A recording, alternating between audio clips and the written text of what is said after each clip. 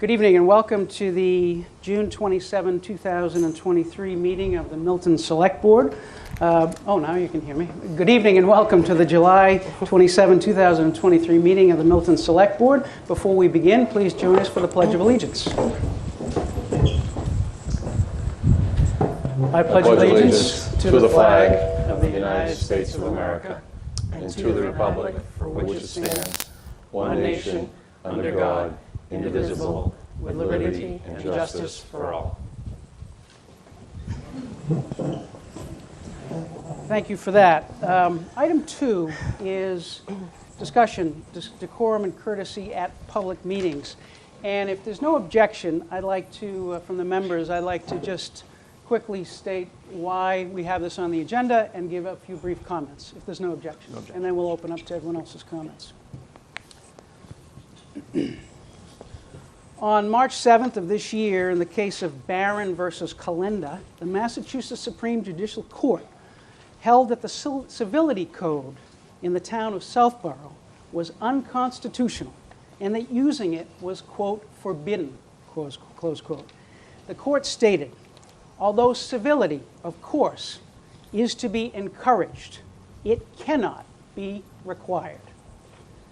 The following, what I'm about to say, is an encouragement of civility and not certainly a requirement. In some of our recent public meetings in Milton, including in our town meeting last month and at our meeting 2 weeks ago, there have been moments that have lacked civility, lacked courtesy, lacked kindness. Sometimes it seemed intentional. Sometimes it seemed to be a slip of the tongue, an offhand remark, or an unguarded Zoom mistake. At other times, there have been statements and questions that have appeared challenging or confrontational. It has not been one person, and it has not been one manner of action.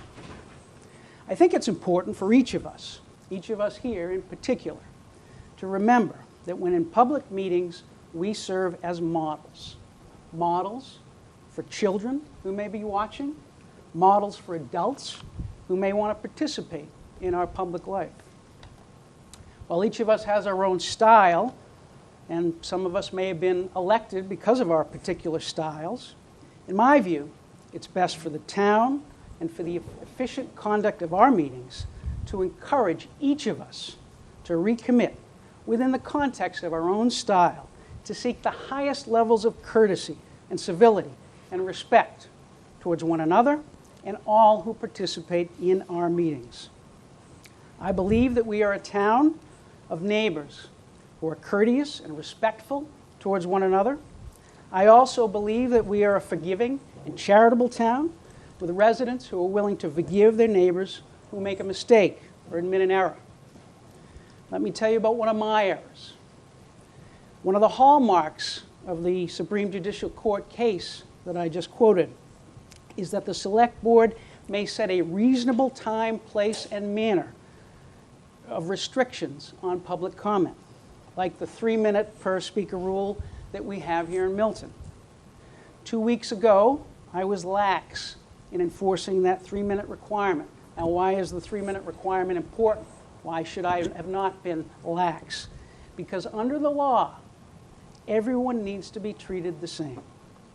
Now, my being lax forced another member, Ms. Bradley, to step in and correct me. And she was right to do so. I was wrong. Going forward, we'll set a timer for each speaker at public comment, and we'll let them know 30 seconds before so they can wrap up their remarks. Now, let me just conclude with a story. And I don't usually tell stories, but just let me conclude with a story. More than 25 years ago, when I was a prosecutor, I was prosecuting a drug trafficking case. And at one point during the trial, I didn't like how the defense attorney was treating one of my witnesses, who was a state trooper. And so the defense attorney and I got into it. And we got into it pretty good, verbally, in front of the judge, in front of the jury. And we were very discourteous to one another. And we were very disrespectful to one another. And the judge, who was a very wise judge, he's since passed, his name was Peter Brady, he called us over the sidebar. And he told us that we needed to knock it off. and we needed to be more courteous and more respectful to each other. And when we went back to our places in the courtroom, Judge Brady addressed the jury. And he said that the prosecutor, that was me, and the defense attorney were acting the way they were because they were very passionate about their positions and their responsibilities. But the jury should understand, he said, we're all friends here. I've always remembered that. And I think about those words whenever I engage in public discussion. We're all friends here. We're all neighbors, and as has been said many times, we can disagree without being disagreeable. We can be passionate without making it personal, and we can be courteous, respectful, and kind, and still make our points. So let's all be good neighbors and work together for our town. With that, I'll open it up for other comments. Mr. Zulus, Ms. Bradley, go first if she wishes. Ms. Bradley? Thank you so much, Mr. Chair. Let's hope I click this on the right way. Shane, if I didn't, please let me know. First and foremost, to all of those in the room, I extremely apologize for what I said last Tuesday. I was not swearing at a person. I was swearing at a frustration and used that word that was inappropriate. I immediately apologized after the incident, and then when my colleagues and I went into executive session, I also apologized there. But now I am apologizing to the public in a more humble fashion where folks can see it. I am deeply sorry. I did not know I was not on mute. Either way, it should not have been said, and I take full responsibility. It's something I've always done. It's something I've modeled not only for my children, but I've modeled at the State House as well. I'm not a politician. I'm a simple person, and when I make a mistake, I admit that I've made a mistake. So I just want to say again to my colleagues, to say again to the public, I am sorry for swearing 2 weeks ago. Other comments? Mr. Zulus? Mr. Wells? I have written a statement. This is kind of hard for me because coming off of being one of the organizers of a two-day event where over 4,000 residents of this community came to celebrate what's special about Milton, I find myself sitting here tonight in a situation I never imagined. My father, who served the town of Milton for 44 years, taught me as a young boy that to live a life of service to the public is a true honor. For all of us on the Select Board, we serve as defenders and champions of everything that is important to our citizens, our employees, and the community. Our mission includes respecting human dignity and integrity. Political views within any municipality may differ, but respect for individual rights can never, ever be abused or trampled upon, especially by those elected delegates of Milton. To be honest, this situation is almost surreal because the events leading up to my words tonight are beyond anything that I ever imagined before joining this board 7 years ago.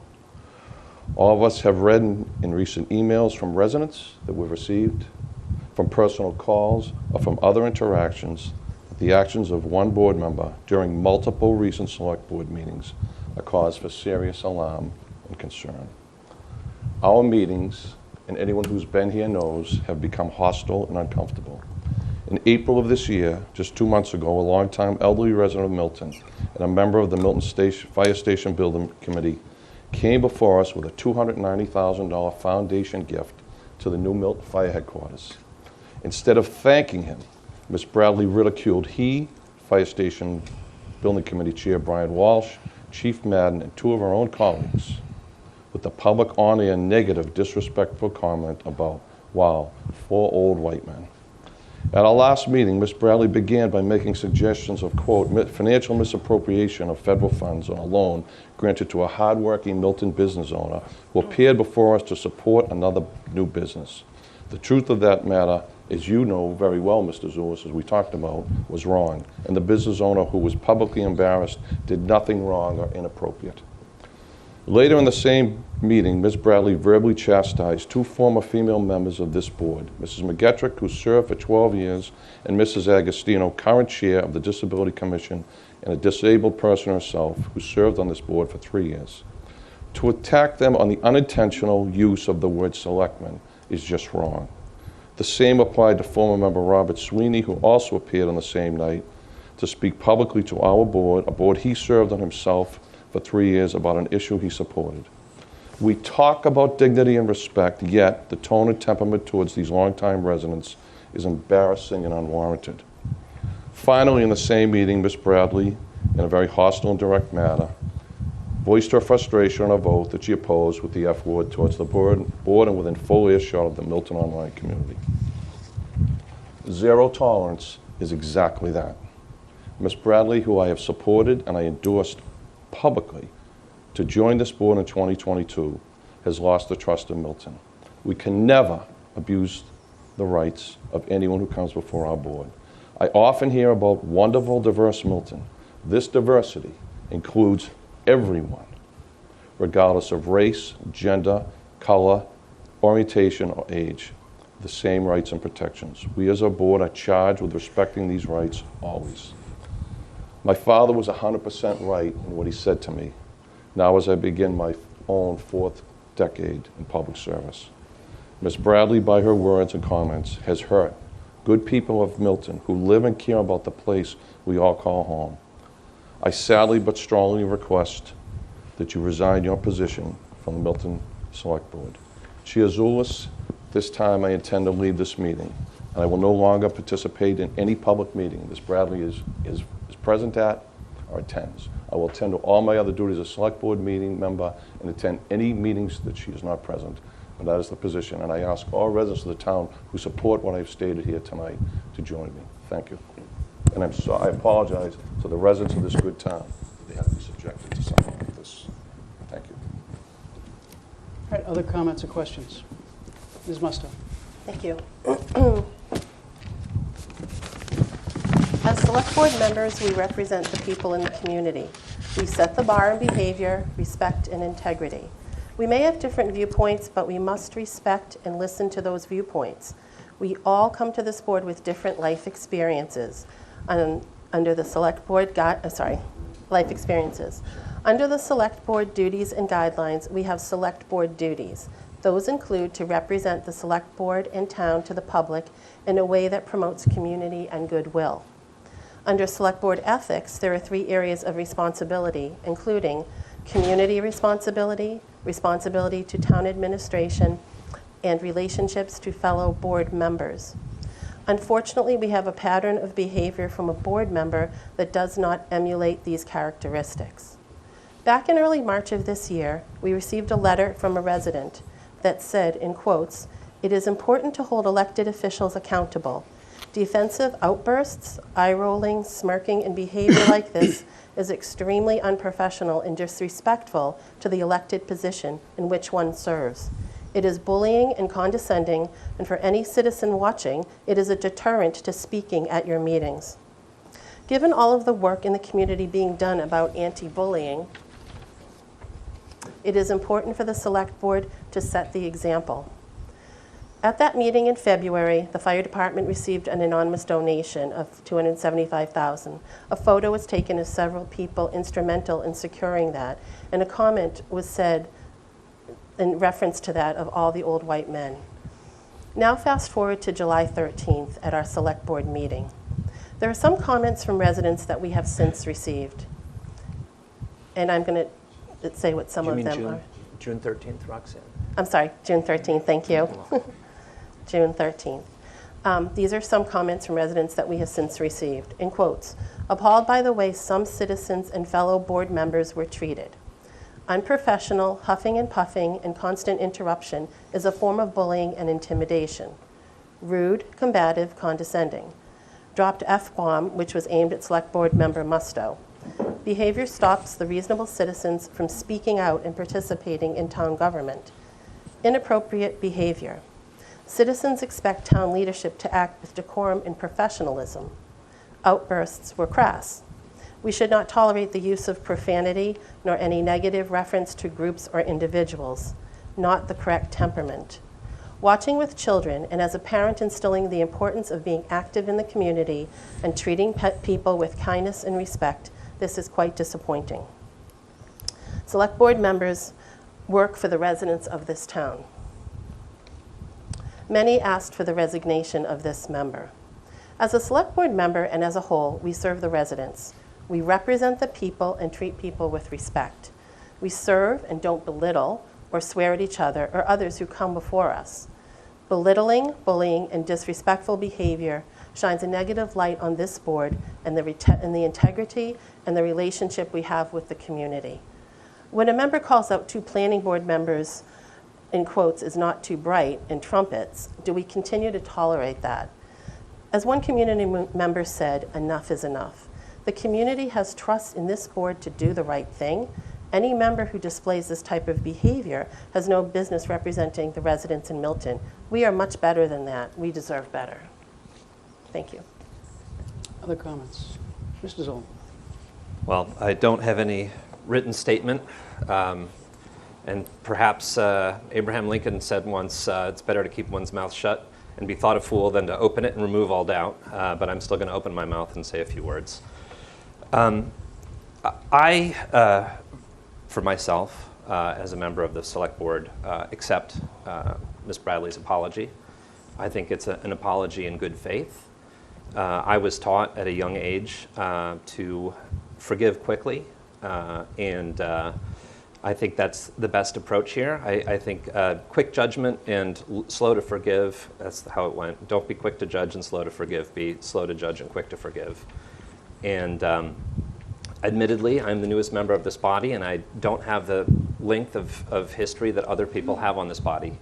I'm also, I have to say it, a straight white man. And the lens that people look at me through is different from the lens that people use to look at Select Board Member Bradley. People may disagree with me on that. That's fine. There's study after study that shows that that's true. That said, I think that this is a very important discussion. The first thing that I did, and I hope that many other people emulated me after the meeting, was I called Erin and I asked her how she was, because I was concerned. I was concerned for her. I was concerned because of the way that the meeting went, and I wanted to check in on her and see how she was doing. That's what neighbors do. They check on folks. They ask them how they're doing. And they give them the grace to forgive, to ask for forgiveness, and they forgive them. I think when we think about children who watch Select Board meetings, for one, God bless them if they can sit through 4 hours. I don't know that I would subject my own children to that, but if they do, good for them to learn about local government. I would want my children to learn the lesson that we are all neighbors, and we try to work together. Sometimes we're not perfect. And when we make mistakes, we can be forgiven and we can move on. If we teach our children that one slip up means that you're out, and I understand that folks have a litany of complaints. I'm glad that I haven't lived under the magnifying glass that Select Board Member Bradley has lived under since the time that she's been elected, and likely before. I have a bit of a different perspective on this, but again, I feel very strongly that if we're going to leave our children with a message, the message has to be, it's okay to make mistakes. It's okay to be wrong.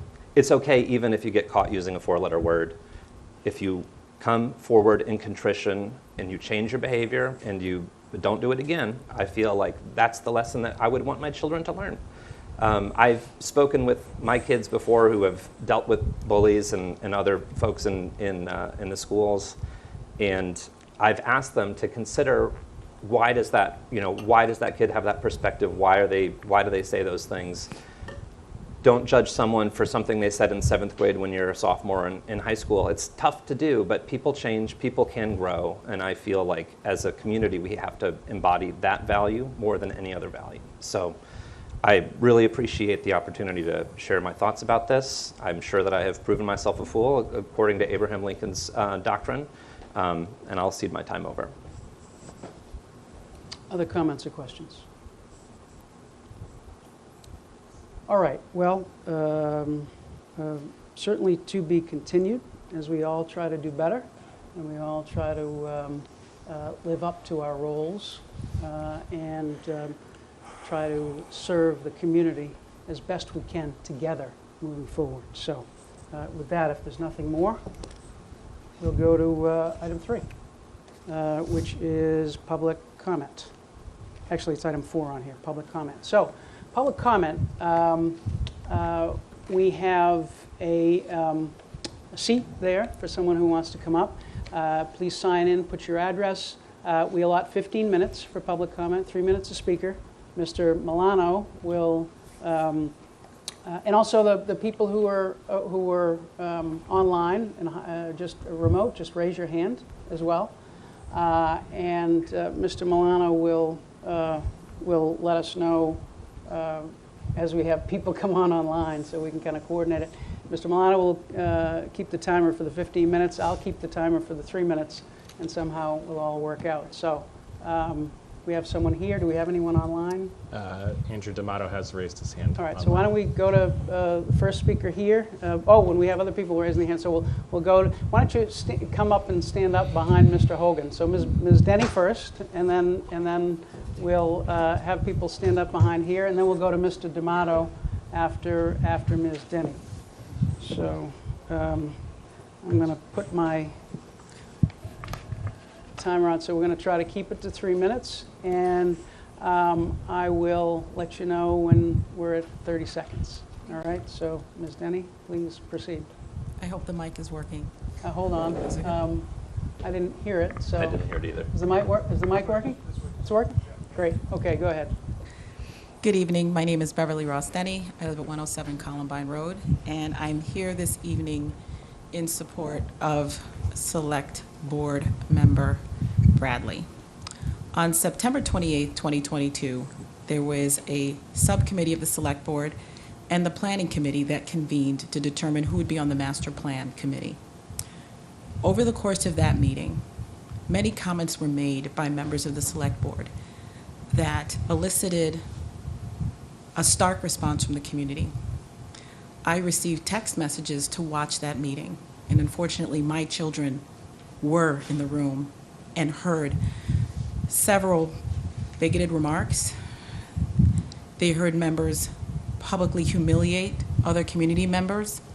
When I say members, Select Board members, publicly humiliate members of our community and share personal information that was not publicly known. And I did have to have that conversation with my child and explain to them that while people may make bad choices on a day-to-day basis, you don't hold that against them because they can learn and grow. And in the moment, they might be intentionally trying to be offensive, but in many cases, they're just being candid and they're being honest. And I said, at least you know who you're working with and who you're dealing with when people share remarks that don't align with our values. But I told them, most importantly, that you do forgive them. And you have to believe that they can learn and grow, and that one day they might accept you as a member of the community, even though we've only lived here for 13 years. With that said, we all do make mistakes. I'm an elected school committee member. I've made my fair share, and some I publicly acknowledge because I recognize there are some people that are hurt by what we say. But I don't believe that it's necessary for you to resign your position because I didn't ask those other 2 members to resign theirs. And if I can teach that lesson to my kids, and I can respond to the community members who said, I may not frequent businesses in town anymore of people who make hurtful statements. And when I see their family in the street, I'm not going to say hi, and I don't agree with that. Like, we can all do better, but we also have to be candid with people about how we feel. So I wrote a very long letter to both the Select Board and the Planning Committee to share my concerns. And with that said, only 1 person responded, but guess what? I still work with the members of the Select Board and the Planning Committee as appropriate because that's what's professional to do. But I do think it's important to share one's concerns and then give everybody the opportunity to grow up and move on. Thank you for your time. Thank you, Ms. Denny. All right, Mr. D'Amato will be next. And Mr. D'Amato, because we're not in the same room, I apologize in advance. At 30 seconds, I'm just going to say 30 seconds, okay? I don't want to... Is Andy... He's joining us now. Oh, okay. Andy, can you hear me? Yeah, this is Andy D'Amato. Right off the bat. And Andy, just want to give you the heads up. At 30 seconds, I'm just going to give you the 30 seconds, okay? Yeah, absolutely. Okay. All right. I can appreciate that. I'm Andy D'Amato. I'm a town meeting member, Precinct 7. I also sit on the East Milton Neighborhood Association, and I'm here in defense of my wife, Suzanne Lombardi, who was unable to attend tonight because she's volunteering at a charity event. Last week, Suzanne spoke to this board with no obligation to do so, to thank the board for their past support of her restaurant, The Plate, and to introduce the new proprietor, El Barrio, to the neighborhood. For this act of goodwill, Suzanne was met with an aggressive and hostile line of questioning about unfounded claims and misuse of ARPA funds, which is unconscionable.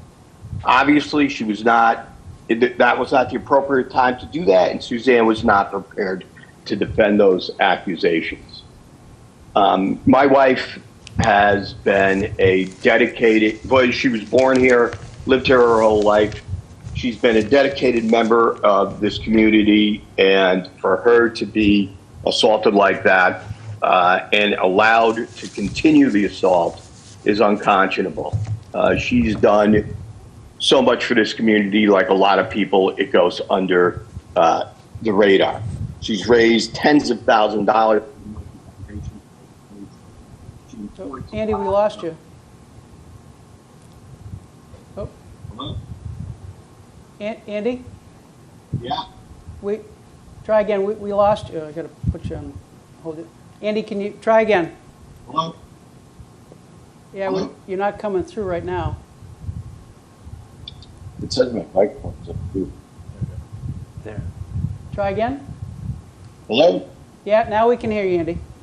All right. What was the last thing you heard? It was $10,000 Dollars for the community. $10,000 for the community. My wife has raised tens of thousands of dollars for the Milton Foundation of Education. She supports almost anybody who walks in that door, asking for donations.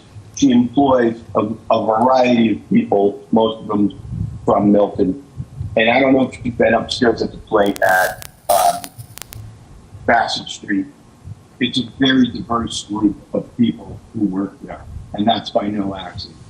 My wife sees no color, she sees no sexual orientation.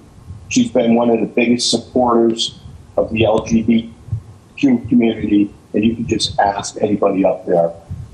She's helped many of her employees who have issues with that. She's helped some who are transitioning. She's talked to parents for these kids. She's, it was just unconscionable what happened to her there.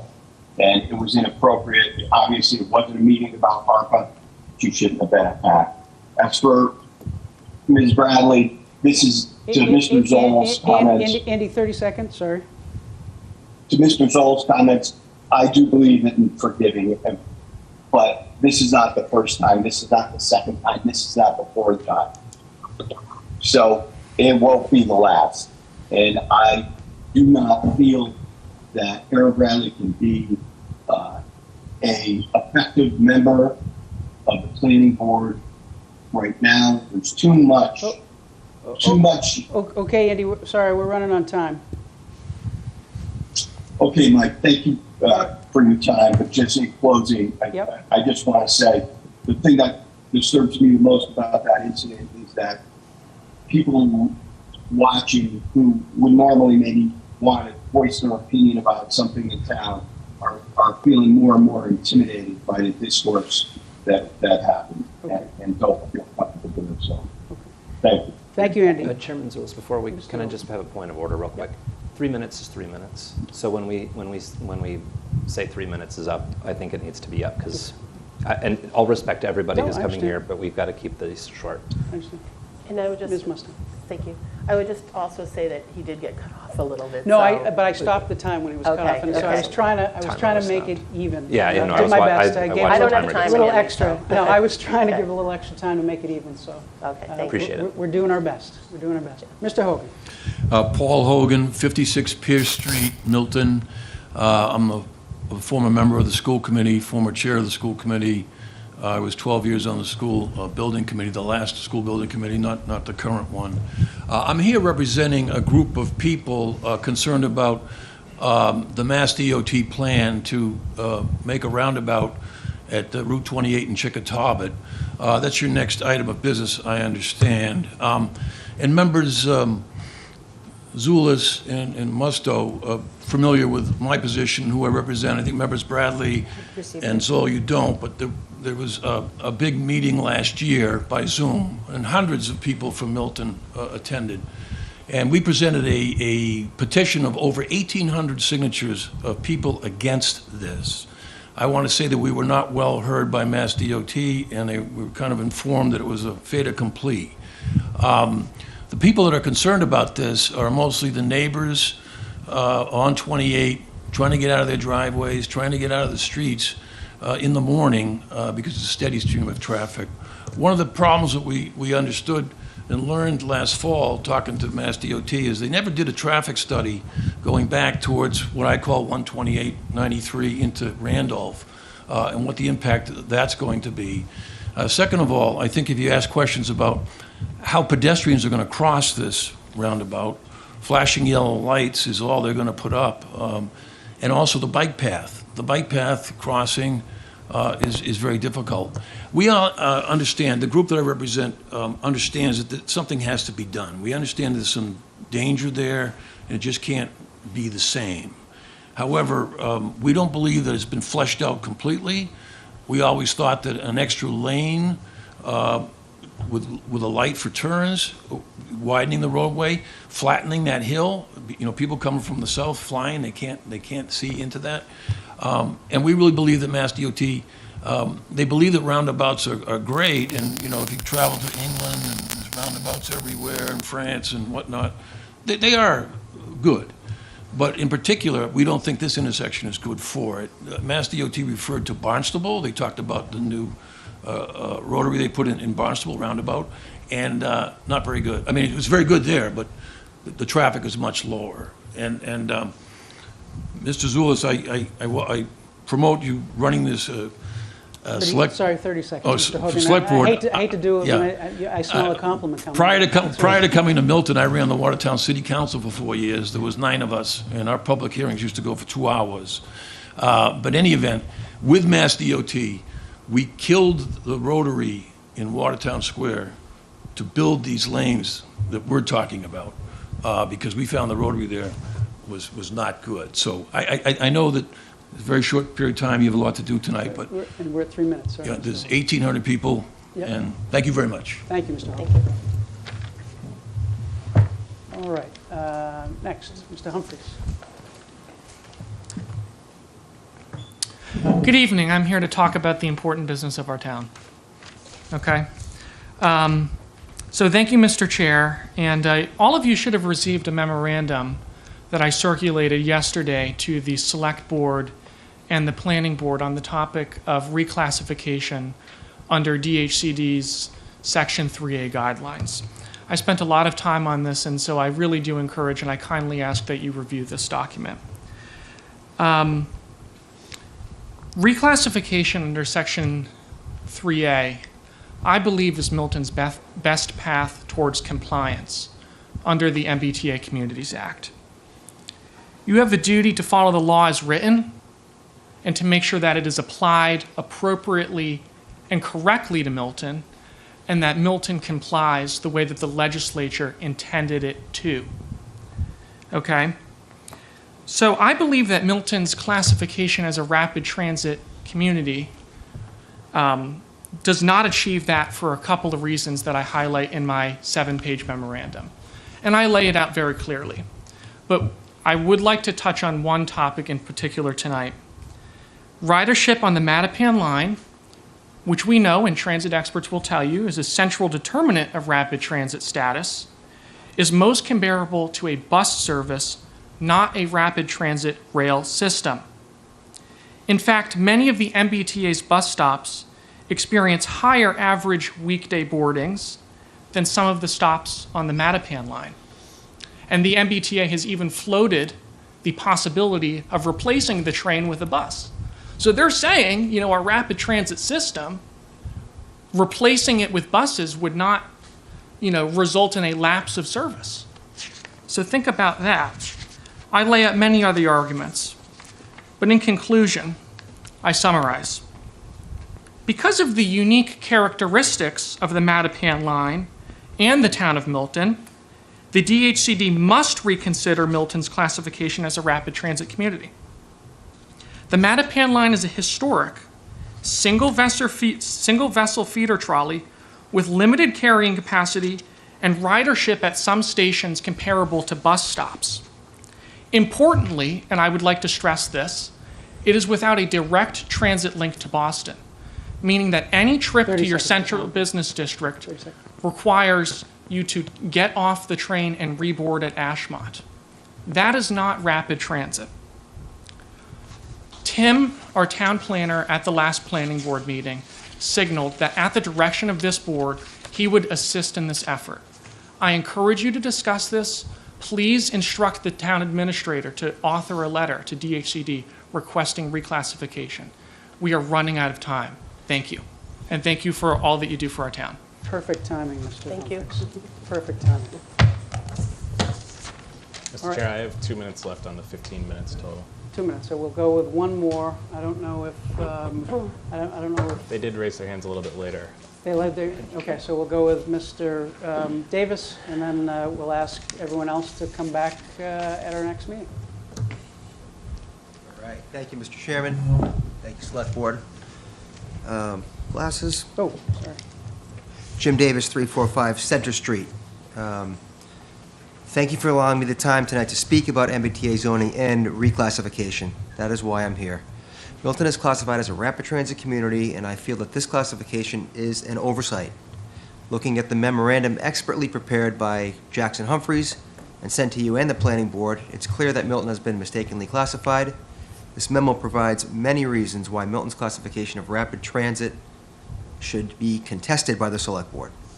For example, if you look at page 4 on Jackson's report, the short distance between stops on the Mattapan line result in double, triple, and quadruple overlaps of the half-mile buffer radii, resulting in concentrated development mandates under DHCD's model. Within that statement, there are 3 good reasons why Milton should not be classified as rapid transit. Distance between stops is just too short, does not allow the trolley to get up to a reasonable speed to be considered rapid transit. The distance between stops is so short that when a half-mile radius is drawn from each stop to define the zoning area, there is overlap within the areas, creating a very small opportunity to rezone for the mandated 15 units per acre. There's not enough land area to satisfy the zoning guidelines due to the short distance between these stops. Other towns own the land on both sides of their trains. I think at the Riverside line and Brookline, there's Brookline on both sides of the track. Those towns basically have twice the land area to develop. Milton has the Neponset River, which obviously we can't build on, and north of that is the town of Boston, a city of Boston. Boston, by the way, is exempt from the MBTA Communities Act.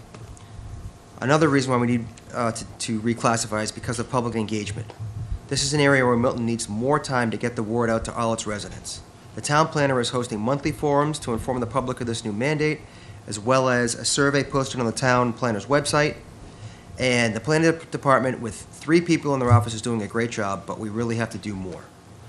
DHCD guidelines have not provided enough time to create awareness.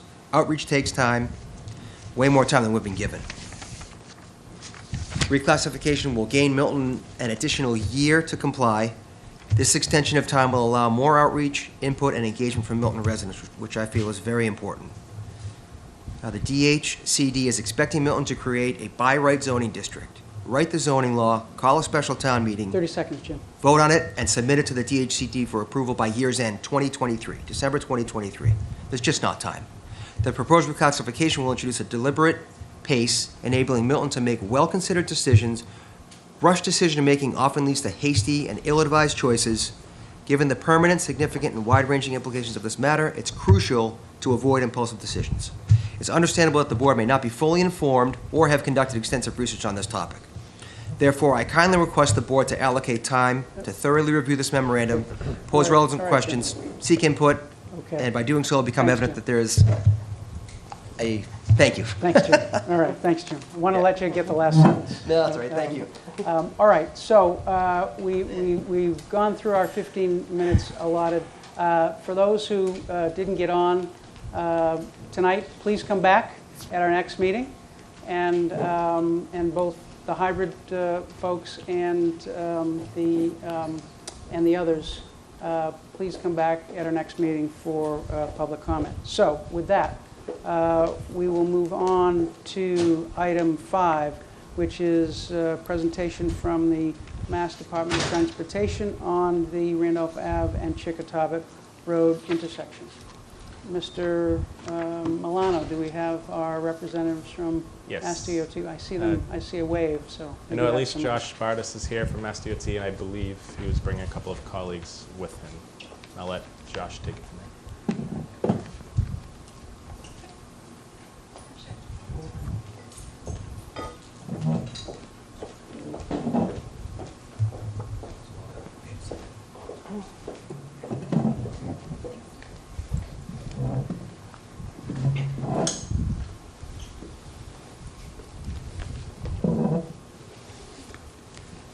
If you could do your best to speak into the microphone so everyone can hear you, that would be great. Good evening, I'm Josh Bartis. I'm project manager at Mass DOT. I work in the major project section out of Boston.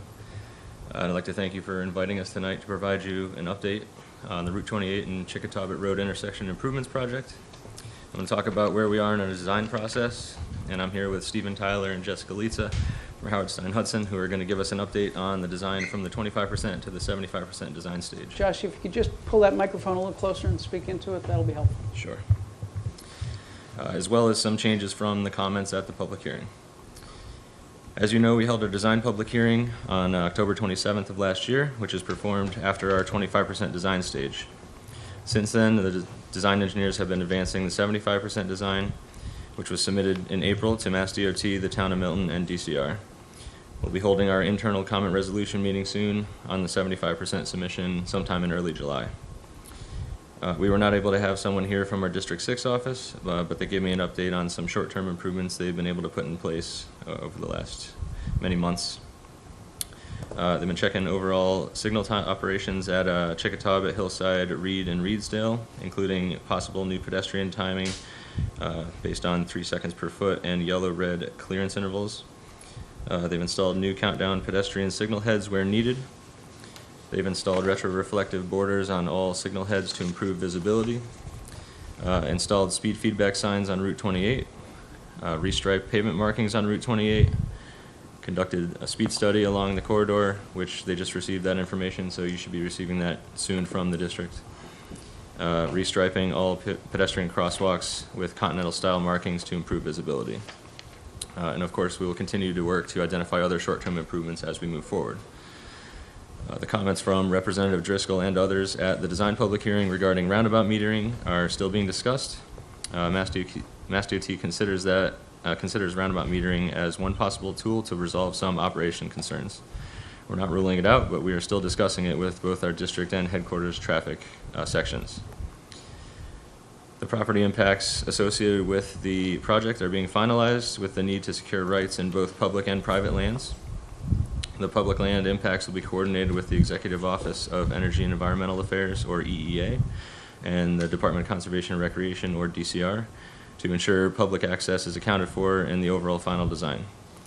With the 75% design submission and review recently completed, the design engineers are now working on development of the 100% design submission and completing the applicable environmental permitting requirements. The project has begun preparing permitting documents related to the Massachusetts Environmental Policy Act, MEPA, and the Massachusetts Wetlands Protection Act, WPA.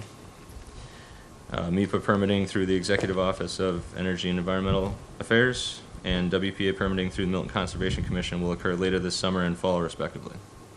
Now I'll turn it over to Jessica or Stephen to talk a little bit more about the design. Thank you, Josh. My name is Stephen Tyler. I am an associate principal at Howard Stein Hudson and the project manager for this project here in Milton. In addition to the work Josh has described, early work for the 100% submission is also progressing. The following improvements have been incorporated into the design based upon questions and concerns raised at the October 27th, 2023 design public hearing. Thank you. October 27, 2022.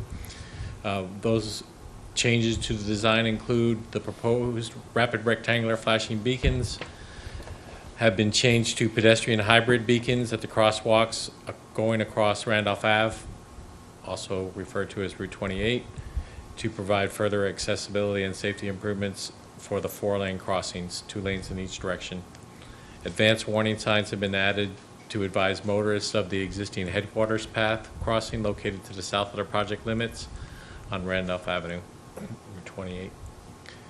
The town of Milton's requested water main replacement through the proposed reconstructed intersection have been incorporated into the project in coordination with the town of Milton Department of Public Works. The design has also considered the public comment regarding raised crosswalks on Randolph Avenue. However, due to the roadway classification and being a primary emergency response route, it is not considered an appropriate treatment for this location based upon guidance issued by the Federal Highway Administration.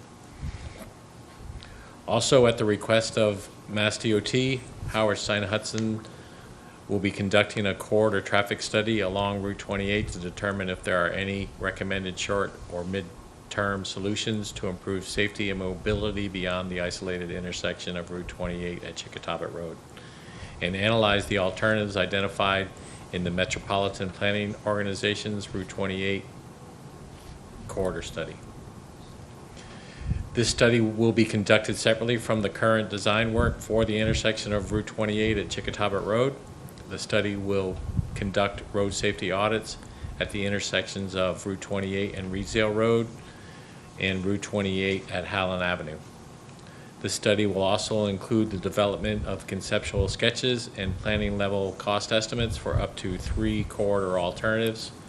Additionally, alternative control strategies at up to 5 critical study area intersections will be explored at a conceptual level. I think that's the end of our update for both parts of the project. All right. Thank you, Mr. Bartis, Mr. Tyre, and Ms. Jessica. I'm sorry, your last name? Litza. Litza. All right. Comments or questions from the members? Did you hear something? Well, I have one, but I wanted, No, go ahead. if you wanted to, if nobody else. Yeah. Mr. Zoll? Thank you. So I have seen the effects of roundabouts and improving intersection safety in rural Ohio, of all places. I know that reference was made to Europe earlier. But I think my bigger concern about this project is the broader implication. And I'm worried that we're going to be playing a little bit of whack-a-mole with the traffic situation in terms of which is the dangerous intersection. So if we don't consider the downstream effects as you come into Milton on Route 28, I'm very concerned that the traffic light at Chickatobit, which now kind of provides at least a break in traffic for folks to safely exit the side streets, that is going to be gone, and there's going to be a steady stream. And so instead of seeing a concentration of fatalities in one intersection, we're going to see it spread out down the way, which in either case is obviously very problematic. Human life, I think, we can't argue with the idea that we're trying to work very hard here to improve the safety. I'm just concerned that we don't understand the downstream impacts of this roundabout for traffic exiting the side streets well enough to say that this roundabout is really going to reduce sort of net fatalities across the board. I'd love to hear your thoughts about that. Thank you.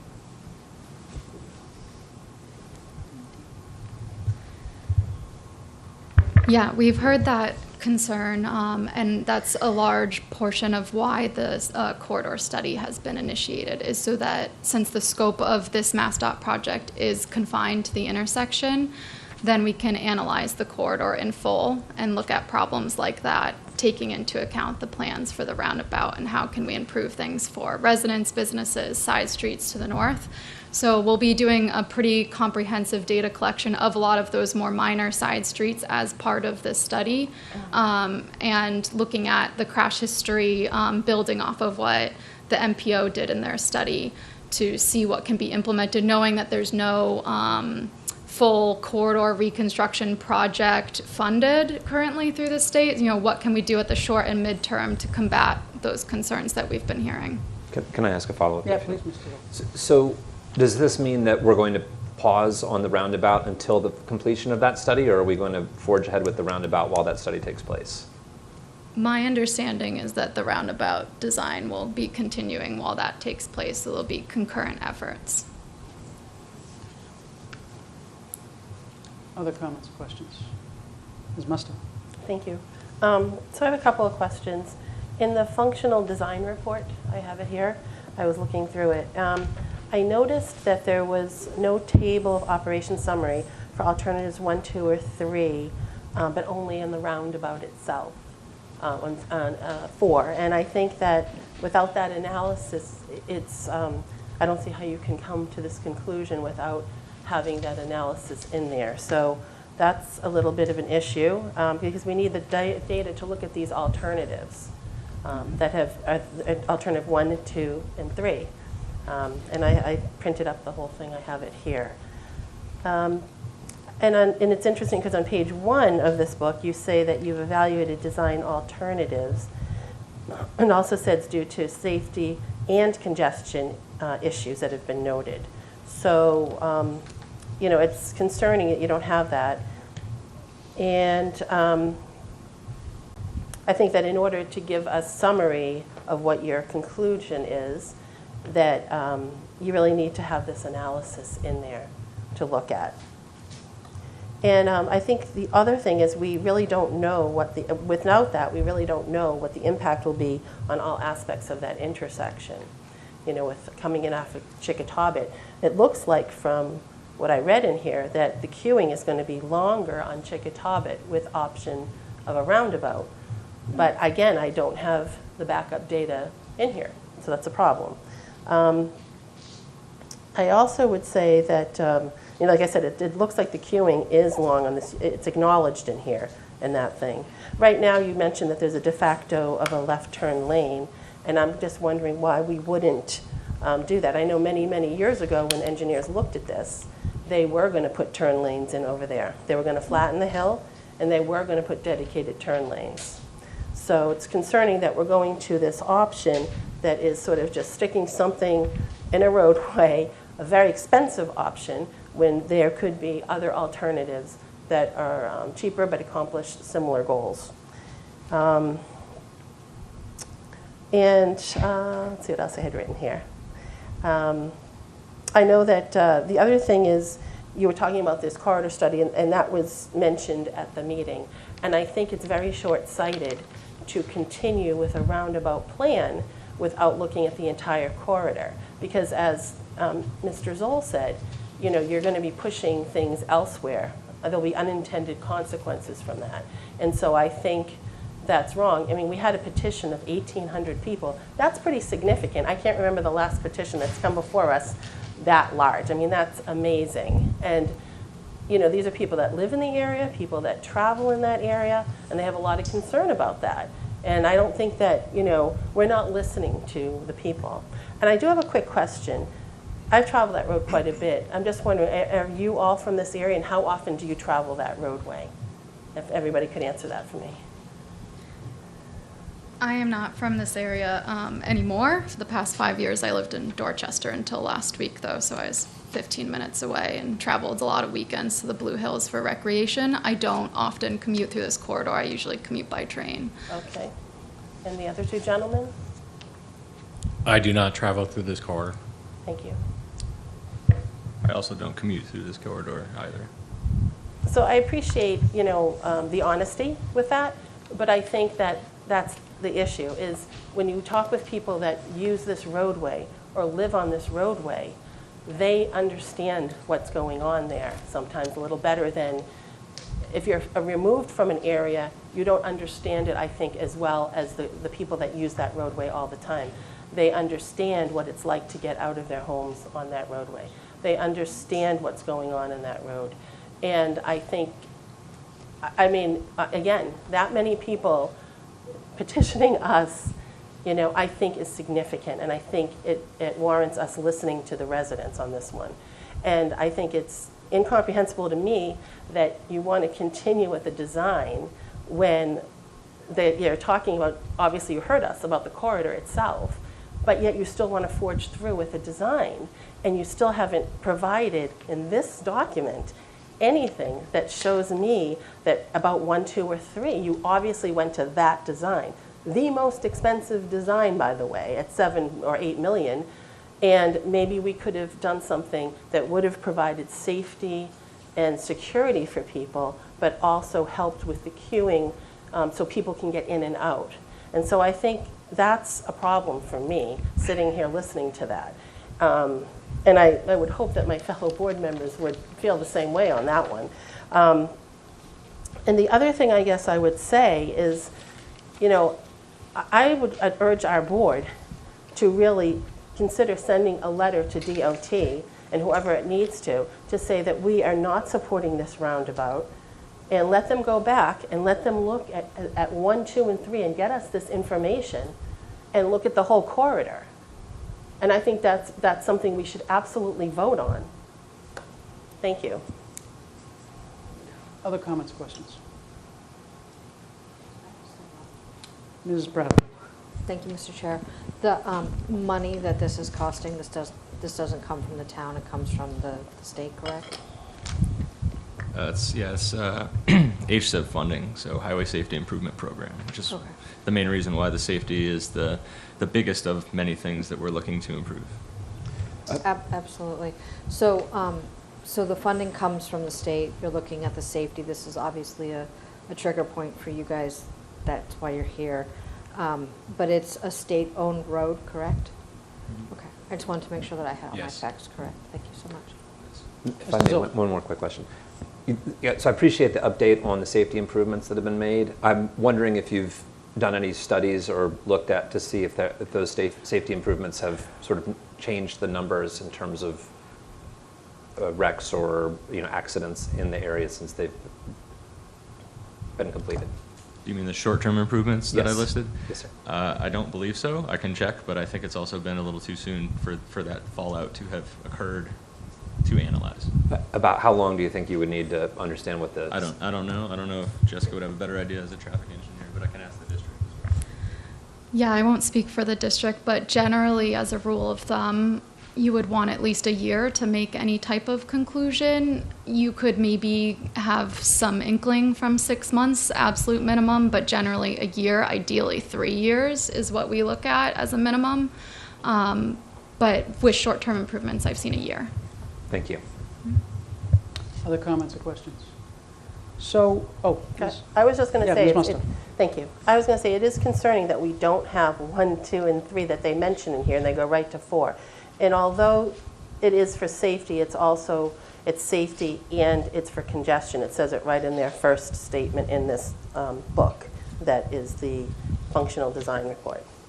So, I mean, again, I really would strongly urge our board that we take a vote to send a letter to them saying that we oppose the roundabout and have them look at these other alternatives. You know, years ago, that was okay to do the turn lanes. And again, they should be looking at the totality of it. And, you know, again, I think, you know, to Ms. Bradley's point about its state money and, you know, and safety and so forth, of course that plays into that. But you're asking for a change on a roadway that you haven't evaluated the whole thing, and you cite in your report other options, but you don't have the information on them. So you really, I don't know that but there's no data to support that in this booklet, which is what they have produced. So I think that strongly, if you have that many people telling you that from our town, I think that we should do that. The other thing I did want to say is, at that October meeting, I know some legislators had asked for an on-site meeting. And I'm curious as to where that is at this point. Anybody? Well, Mr. Well, I'm not sure specifically about legislators. I know Mr. Milano had asked about that in the same request as this. And I should have gone through legislative liaison for this as well, but I jumped the gun and just agreed to it. So I responded to him that he can do that through Dan Fielding for this area, and we can do it through the normal processes. But I'm certainly open to doing that myself personally, but I can't answer for Mass DOT as a whole. Mr. Chair, if I may, just to well, sorry, you still. No, I'm finished, thank you. I just wanted to respond to Ms. Musto's point. So I would describe myself as not opposed to or against the, not against or for the roundabout. I think we just have insufficient information still. I think Ms. Musto's points are well taken about the alternative paths, and I would also like to see, you know, whether it's 6-month or year-long data from the sort of short-term improvements that have been made, because I think they seem to be along the lines of what's being proposed for pedestrians and bicyclists going forward, more markings, higher visibility. And so in the absence of that, it's difficult to say that how I would feel about this rotary, but as of yet, I don't have enough information. Other comments? So, Ms. Musto. Thank you. I guess what I would say is that they're going to proceed and continue the design unless we say, hold off on finishing this design till we have the information, until they look at this other alternatives. I think we should at least be saying that to them, that stop at the point that you're at and do all of this, and evaluate the short-term solutions that they've already implemented. Ms. Bradley. Thank you. Can they stop? If we say to, I'm literally asking. I don't know. Can you? If we were to say you should stop, is that something that we actually oversee? Not me personally as a project manager, because my mandate is I'm given this project, and then we start analyzing it like back in 2019. Right.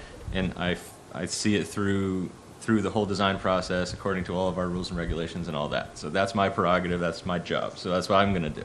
Right. So if I had some super high up person telling me I'm not working on this project anymore, then that's how Right, projects so that's get moved how around. it would report. So whether I don't know is the only answer I can give you, but it wouldn't be me doing it. Right. So- I guess I'm just. Sorry. I guess my point is that I'm confused because it's a state road, and I don't know that I have any authority to stop a project on a state road. I can absolutely say we should do more study. I can absolutely say all those things, but I honestly just don't know the state structure on whether or not you guys would stop if we say stop. Do you? I don't know. I don't know the structure either, but I guess I would say, what is the harm in the town sending a letter to them saying that, right? I mean, we don't know, right? So if we felt that way, that we wanted them to, you know, evaluate what they said they evaluated in here and look at, to your point, what they've implemented, then I think that, you know, that would be the way to go. We should at least send a letter having them stop going forward on the roundabout design. Look at these other ones. I want to see those tables, you know, and I want to see that information. And I'm sure everybody on this board would like to see that. It's not just me. And I think that that would be the way to do it. And look at the whole corridor like you said you're going to do. That would be my thought, is there harm in doing that? Nick? I'll ask Nick. Well, Or the board. Well, yeah. Any other comments? So I have a couple of questions, if that's okay. The corridor study. This is something that was raised in response to our comments in the DOT's letter to us on February 6th, that the DOT said it was committed to performing that. What is the timing on completing the corridor study? You can answer that one, Yeah, so we just received NTP from the state on our contract for that as of this month. So what we're working on right now is gathering historic crash information, and the first action item will be to coordinate those road safety audits with the town of Milton and Mass DOT. And then we'll need to collect new traffic data because the MPO study took place over COVID, so it relied on some pretty old historic data that it had to adjust. To do that, we think that it's most appropriate to wait till September when schools are back in session rather than collect data over the summer when it might not be as reflective of most of the year. So that's going to be driving when we can start our analysis. Right now is going to be September, so we're working on getting the count company lined up so that we're reserved for those counting dates right when school's back in, and then we'll be moving forward with the analysis and coordination with the state. And we don't have a set timeline of what that duration looks like right now, but that's something that I imagine will start to be developed now that we have notice to proceed. Can you give us an estimated timeline?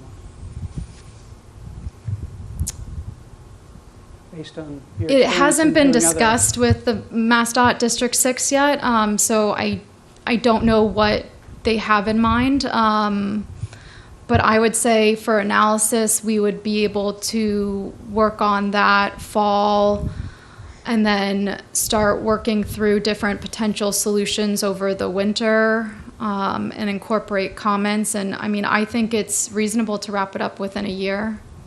Okay. A year from September or a year from today? And I don't mean to put I you on think the spot, I- just as an estimate. As an estimate, I think a year from today could Okay. be reasonable, but I think it will depend on how things go. All right, fair enough. So corridor study as an estimate a year from today. Now, how does that fit into the timeline of what is being done with the roundabout? And what effect, if we get information from the corridor study a year from now, what impact could that have on the roundabout given the current timeline of the roundabout, if that makes sense? You see where I'm going here, right? So can you help us out on that? Will the corridor study be effective with respect to the roundabout design and analysis, or will it be a fait accompli at that point? It is possible with this project that it could have some changes, most notably due to Article 97 changes and that whole process taking a very long time. And they just changed some of the legislation with that. So now there's more involvement with environmental partners and DCR. So our design, if we're not quite done with 75%, but we've completed the 75%, we're having our comment resolution meeting soon, and they're moving on to the 100%. Our design is progressing quickly, so the design might be done well before Article 97 type processes will be completed. Okay. What would be the effect of putting a pause and waiting until we had the information from the corridor study? I would be against that because I believe in the project. I understand that. What would be the effect in terms of the timing? I'm sorry, let me be clear. What would be the effect in terms of the timing of the project if we waited until we had that information? I don't know. You don't know. Okay. Well, let's take it back for a minute. Let's say, based on where you are now, when do you see this getting to 100% design? Do you know what the design schedule currently shows for completing 100% design in PSNE? The earliest it could be ready for construction is next summer, so it wouldn't be out to bid in roughly a year from now. Fair enough. So if we waited until the corridor study were completed, based on the estimate, that would tell us the construction would be put off for a year. Is that fair to say?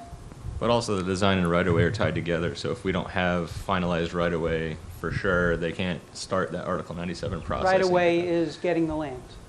Right, they initiate their process, they handle it once we get them final right-of-way plans. Now let me ask you this.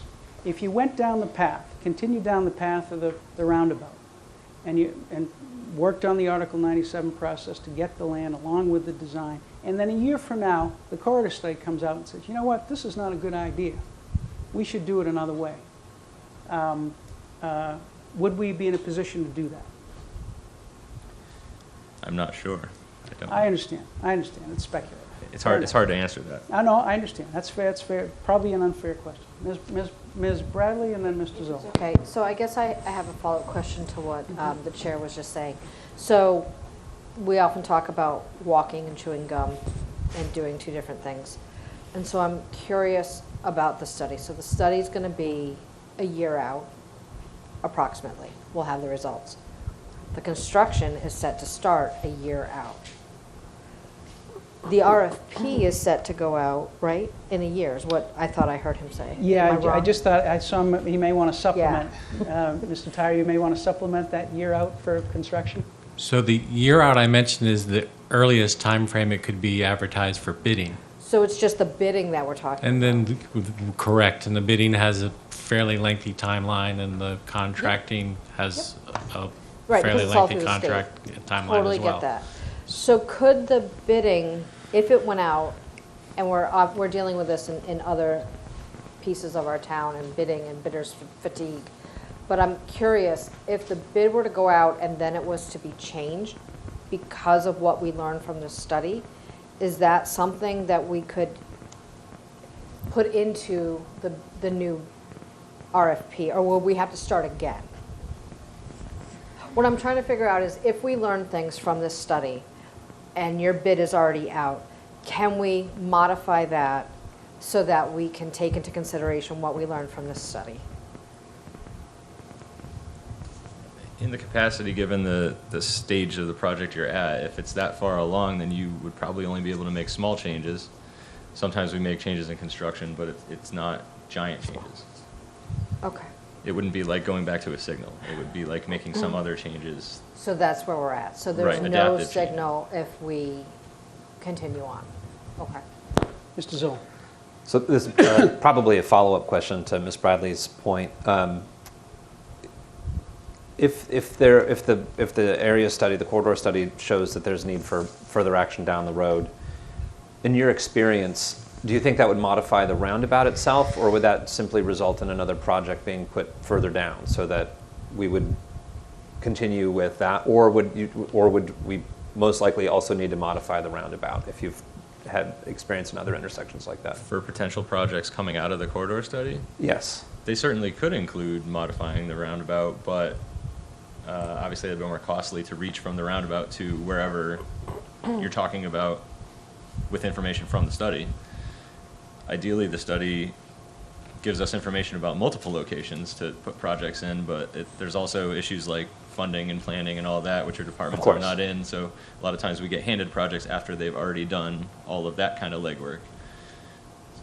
You can Looks like a follow colleague up on that wants if to you'd like follow to. up. Yeah.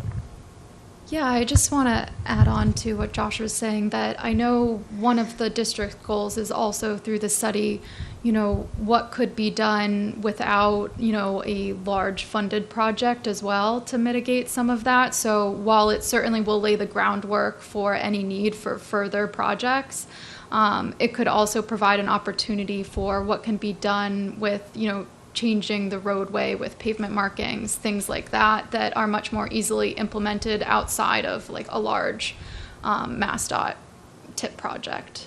Thank you. And again, thank you so much for answering all of our questions. Obviously, this is a very dangerous intersection. All of us are very concerned about it, and that's why you're getting a lot of questions. I know Ms. Musto, I think, did you have another one? I do. I have a couple. So I guess my other question, if that's okay? Yeah, no, go okay, ahead. thank Go you. One thing I guess I would say is, I know you had just mentioned that you like this project. This is the project you want to see there. But again, in your own document, you mentioned other alternatives. And I think you've gone to this fourth alternative, but you haven't looked at the other ones. And some of them include left turn lanes. There's no data here for that, okay? So I'm concerned that if we don't just sort of stop at this point, do the corridor study, and look at that in conjunction, if you do any changes along that, in conjunction with how it would be with these other three options, I think that's not doing your job. You guys are engineers, you got to look at all the options. And I think it's not showing us the full picture. I think that's the thing, is we want to see the full picture, at least I do. And I think you're set on this one idea, and you mention the others, but you don't really mention the others, so. Yeah, I appreciate that. So the functional design report goes in with the 25% design, so it wasn't meant to serve as a robust alternatives analysis. It was more to document some of the decision-making behind the 25% design. Back in 2018, there was an alternatives analysis that was performed that did run through the analysis of all of those options that the functional design report references. So that analysis was looked at, and the three options were essentially three different signalized options. One that utilized the footprint of the road by reducing the southbound lanes to one through lane with a left turn lane, and then using that space on the northbound approach by having only one receiving lane to provide one left turn lane and two through lanes. One widened the road to maintain the two through lanes in each direction with left turn pocket lanes. And then a third one added a left turn lane off of Chickatawbit Road. And then we looked at a roundabout. Initially, we were concerned about the grades of the roundabout along the roadway. So when Mass DOT looked at our alternatives analysis, they asked us to go deeper into the roundabout because a report was provided that showed that it had the largest safety benefit. And at this point, the intersection was continuing to rank very high for safety issues in the state. And so there was a lot of back and forth with us and Mass DOT on the analysis of the different options and cost benefit. And I think it was acknowledged that the roundabout is a costly alternative.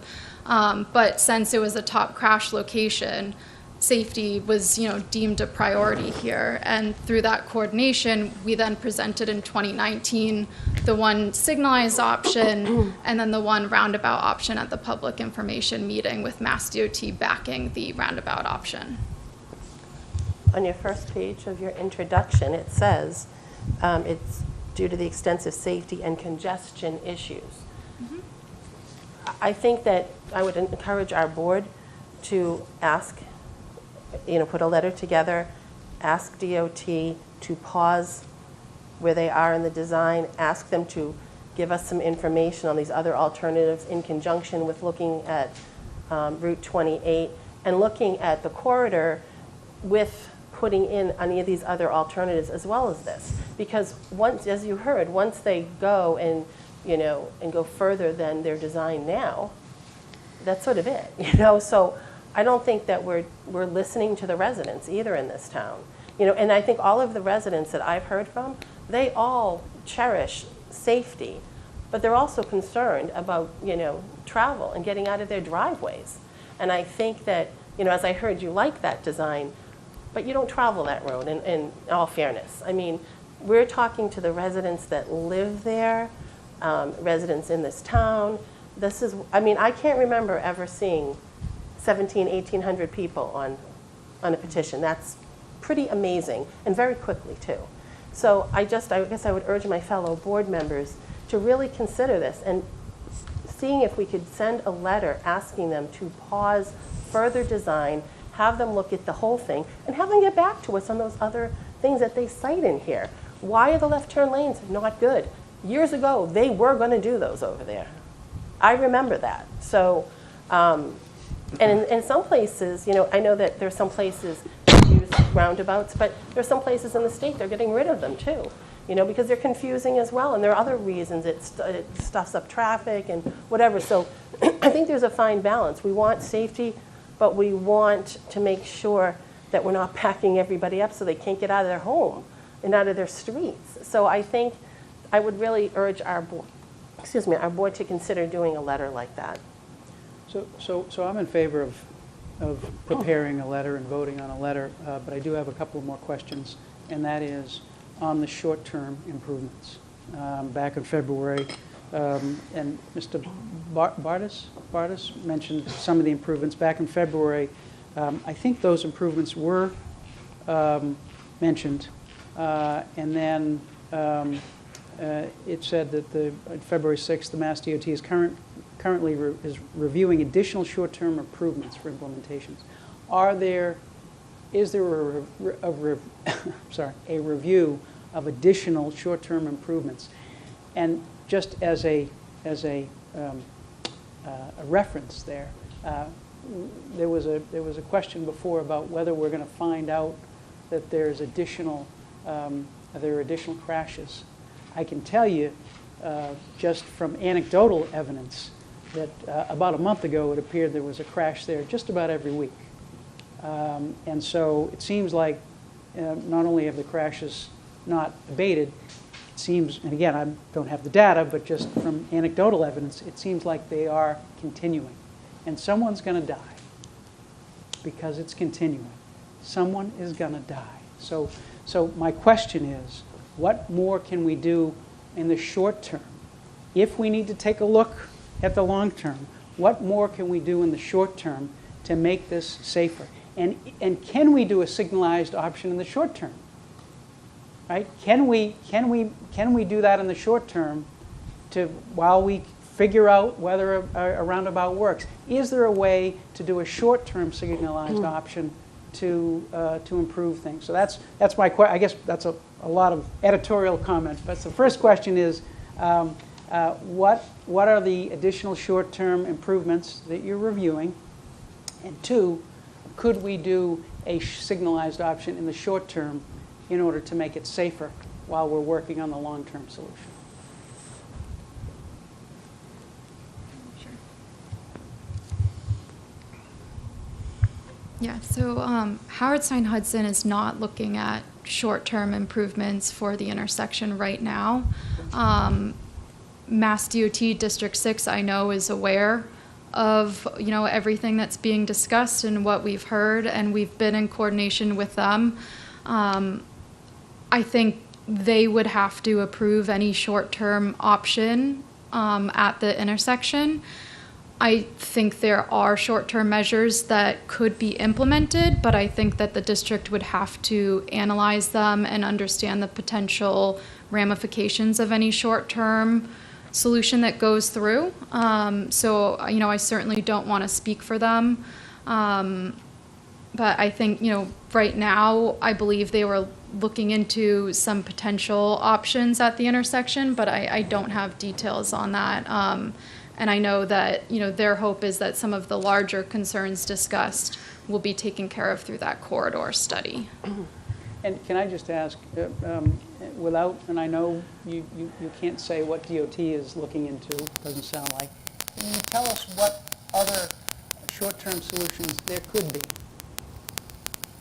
In a vacuum, I'm not asking you to tell me what they're looking at, just if there were other short-term solutions, what could they be?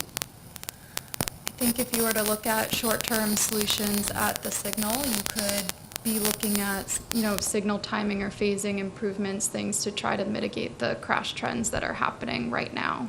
But I think any way that is accomplished will likely have some significant operational impacts as well. That could go into the South, which is an environmental justice community, and I know that that's a consideration, in any change that's made here. Anything else? Any other potential short-term solutions? Just hypothetical. I know that the previous road safety audit that was performed did outline some different short-term roads solutions at the intersection. And in general, I know that the D6 traffic engineer is aware of those. And okay. All right. Mr. Bartis, are you aware whether the DOT, so Howard Stein Hudson is not looking at short-term, any other short-term improvements. Do we know if the DOT is looking at any other short-term improvements? Because, and again, just as an editorial comment, or as I think a factual comment, this is not going to be done for 18 to 24 months at the earliest. Right. So if it's not going to be done for 18 to 24 months, what can we do in the short term to try to make this safer, which is everyone's goal? I know it's your goal too. I think one of the issues is the biggest safety part of the roundabout is the fact that it's circular and you're slowing people down. So that's a big jump to do the roundabout versus any kind of signal alternative, even the other ones with left turn lanes. So that's why the fatalities and stuff could still happen, because they're happening at night when people are speeding extremely fast, right? So that'll still occur all the time. Okay. So all right, so let's step back. Is the DOT, do you know if the DOT is reviewing any other additional short-term improvements? No, because it typically wouldn't go through me. It could go through You the don't district know, like or we talked about. No, you don't know? Or I'm no? not aware of any. Okay, no. fair enough. Okay. All right. All right. Mr. Zulus. Yeah, Mr. Zulus. Sorry, just a quick question on the sort of the alternatives in the meeting, because I think Mr. Zulus has hit on a really important point, that lives are being lost at this intersection. Even if everything goes ahead as your dream, intersection happens, 24 months, I think several lives will be lost by then. Other dangerous intersections like this in the state, particularly when they involve a state highway, do you coordinate with Massachusetts State Police to ask for maybe speed enforcement, particularly late at night speed enforcement?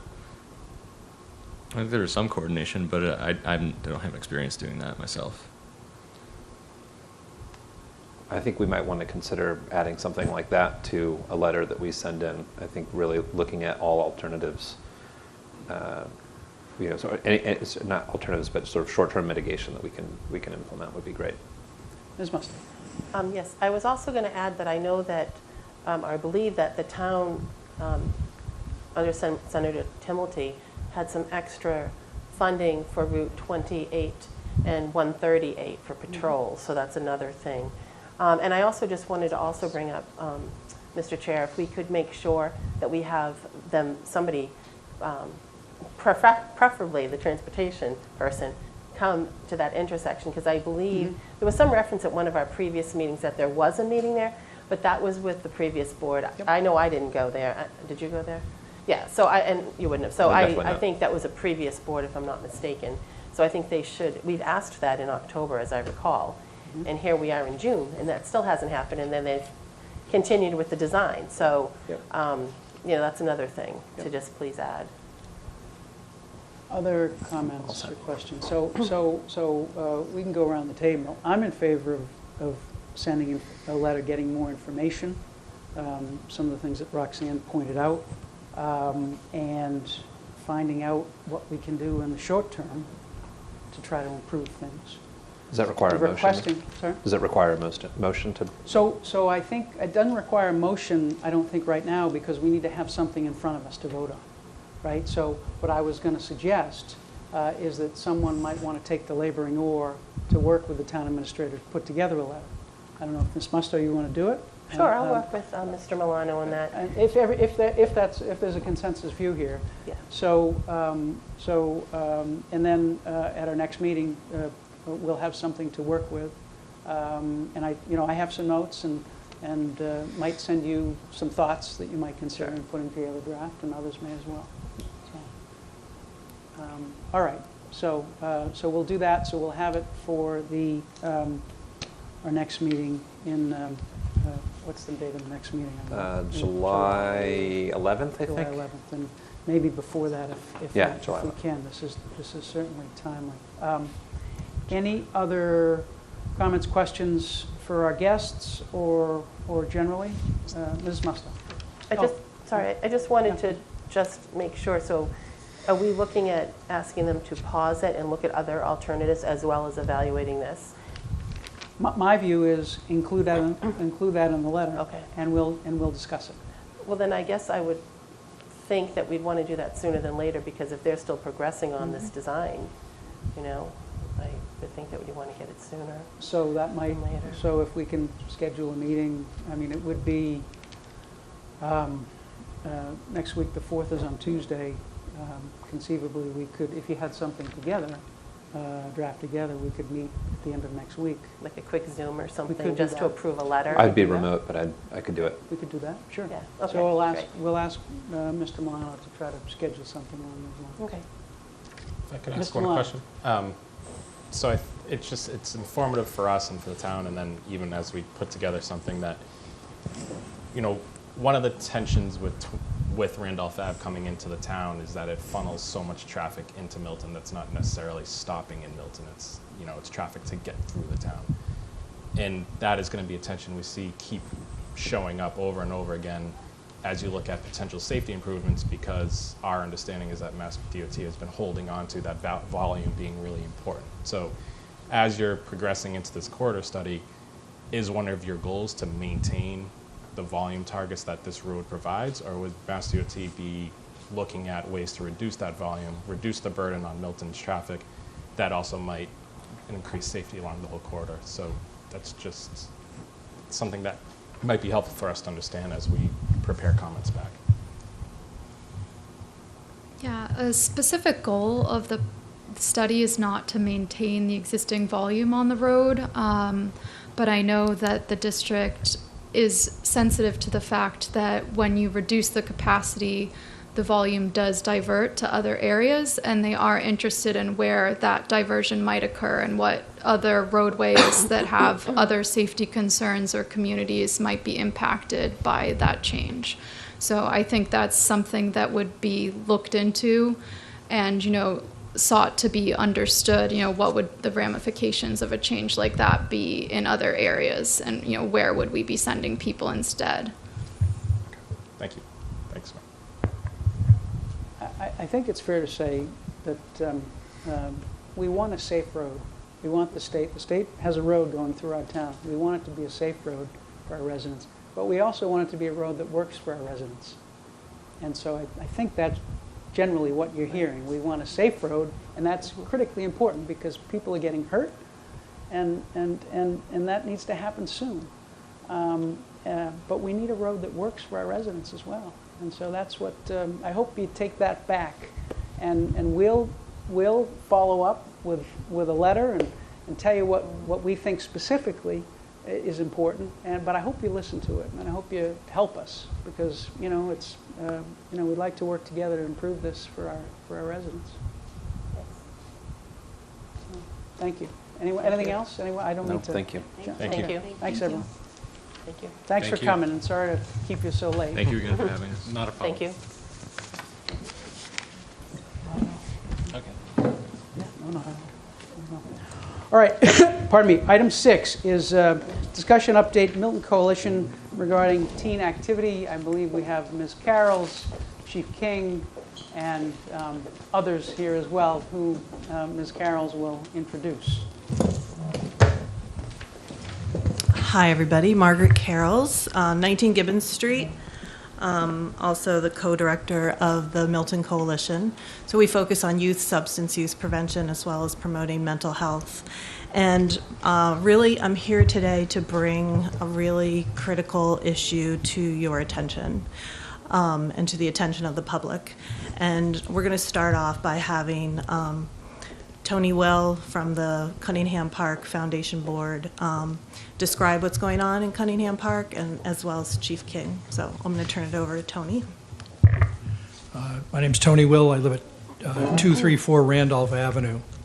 I'm currently the chairman of the Cunningham Foundation, and without going into the entire history of the entity, the foundation was created by Mary Cunningham's will in 1904.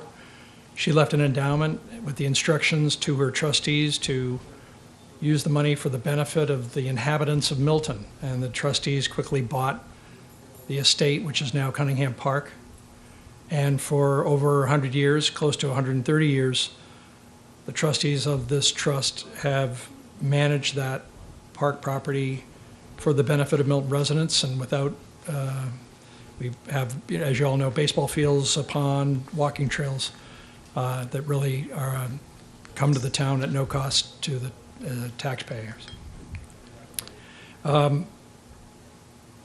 The underlying purpose of the park, per Mary Cunningham, was to provide benefit to the town sort of through healthy and recreational activities. What's happening at Cunningham Park these days on a lot of weeknights and weekend nights with teen activity and trespassing is the opposite of our mandate. This morning I was sent a cell phone video that was taken very recently in Cunningham Park and in the woods at night, a bonfire going. And this short clip is just a hellscape of teens out of control, fighting. There's a brawl going on. That's largely what the video captures. Vicious brawl. And at the end of the video clip, a knife is shown by one of the kids in the park. So any Milton parent who clings to the notion that a night in the woods in Cunningham Park is some rite of passage needs to wake up to the reality of what's going on there. It's dangerous, and it represents a threat to the future of Cunningham Park. Our endowment pays for the management of this park, but it just barely pays for it. There's a lot of deferred maintenance around the park, tree work, et cetera. And one successful personal injury lawsuit against the foundation would completely upend the finances of the park. So in addition to hoping that parents will step up and take more responsibility for their children, their teens, discouraging activity in the woods, they should also think of it as a chance to help protect a really valuable asset to the town, which is a park that has managed to operate for 130 years. But I feel as though we're getting to a tipping point. The activity in the park is fundamentally different from what it was a generation ago, probably even 20 years ago. The other thing I've learned from Chief King is that where there used to be teen gatherings, teen activity at Turner's Pond or Kelly Field or a parking lot here or there, that activity is all becoming concentrated in this one venue. And we're the reluctant hosts for activity like this. And that hosting activity represents a potential liability that is untenable. I thank you for your time. Thank you, Mr. Will. Thank you. Hi, everybody. I agree basically with everything Tony said. I think Cunningham Park's an amazing resource for everybody in this community. My whole career, there's been problems with kids up there. It's not an easy challenge. It should be, but it isn't. And it's definitely got worse, as Tony indicated. There's a lot of reasons for that. But the concerning trends we see is, I don't want to say it's been condoned, but it seems to be condoned more and more by parents and, people that at least sometimes the majority did not condone it, and there was a smaller group. I feel like a larger number now seem to condone this or not have a serious issue with it. Things have gotten worse in terms of, like he said, there's been some violent incidents up there. It's never a good idea to have hundreds of kids drinking. There's accidents, there's fights, there's major problems up there. It's also just a nuisance for calls for service. We are up there, if it isn't bad weather, every single weekend. The data is astronomical, unless it's torrential rain. But even in the cold, they drop off pallets early in the day. They light very large bonfires. And they'll be out there in February, January. It's really shifted. That's a difficult area to police. And it sounds easy, just send a bunch of cops up and grab them all. It's not that easy for a multiple number of reasons. That area just morphs into Granite Links, and we'll go to the crater. They'll run into Granite Links, and you have a million cops in Cunningham Park, and they'll move over by Lyman Road. It's kind of like a cat and mouse game. Before, if you were walking in, when I was a young patrolman, you'd walk in the path and you grab some kids. You could get them and shoot them out and keep going up to the group, and nobody would know you're coming.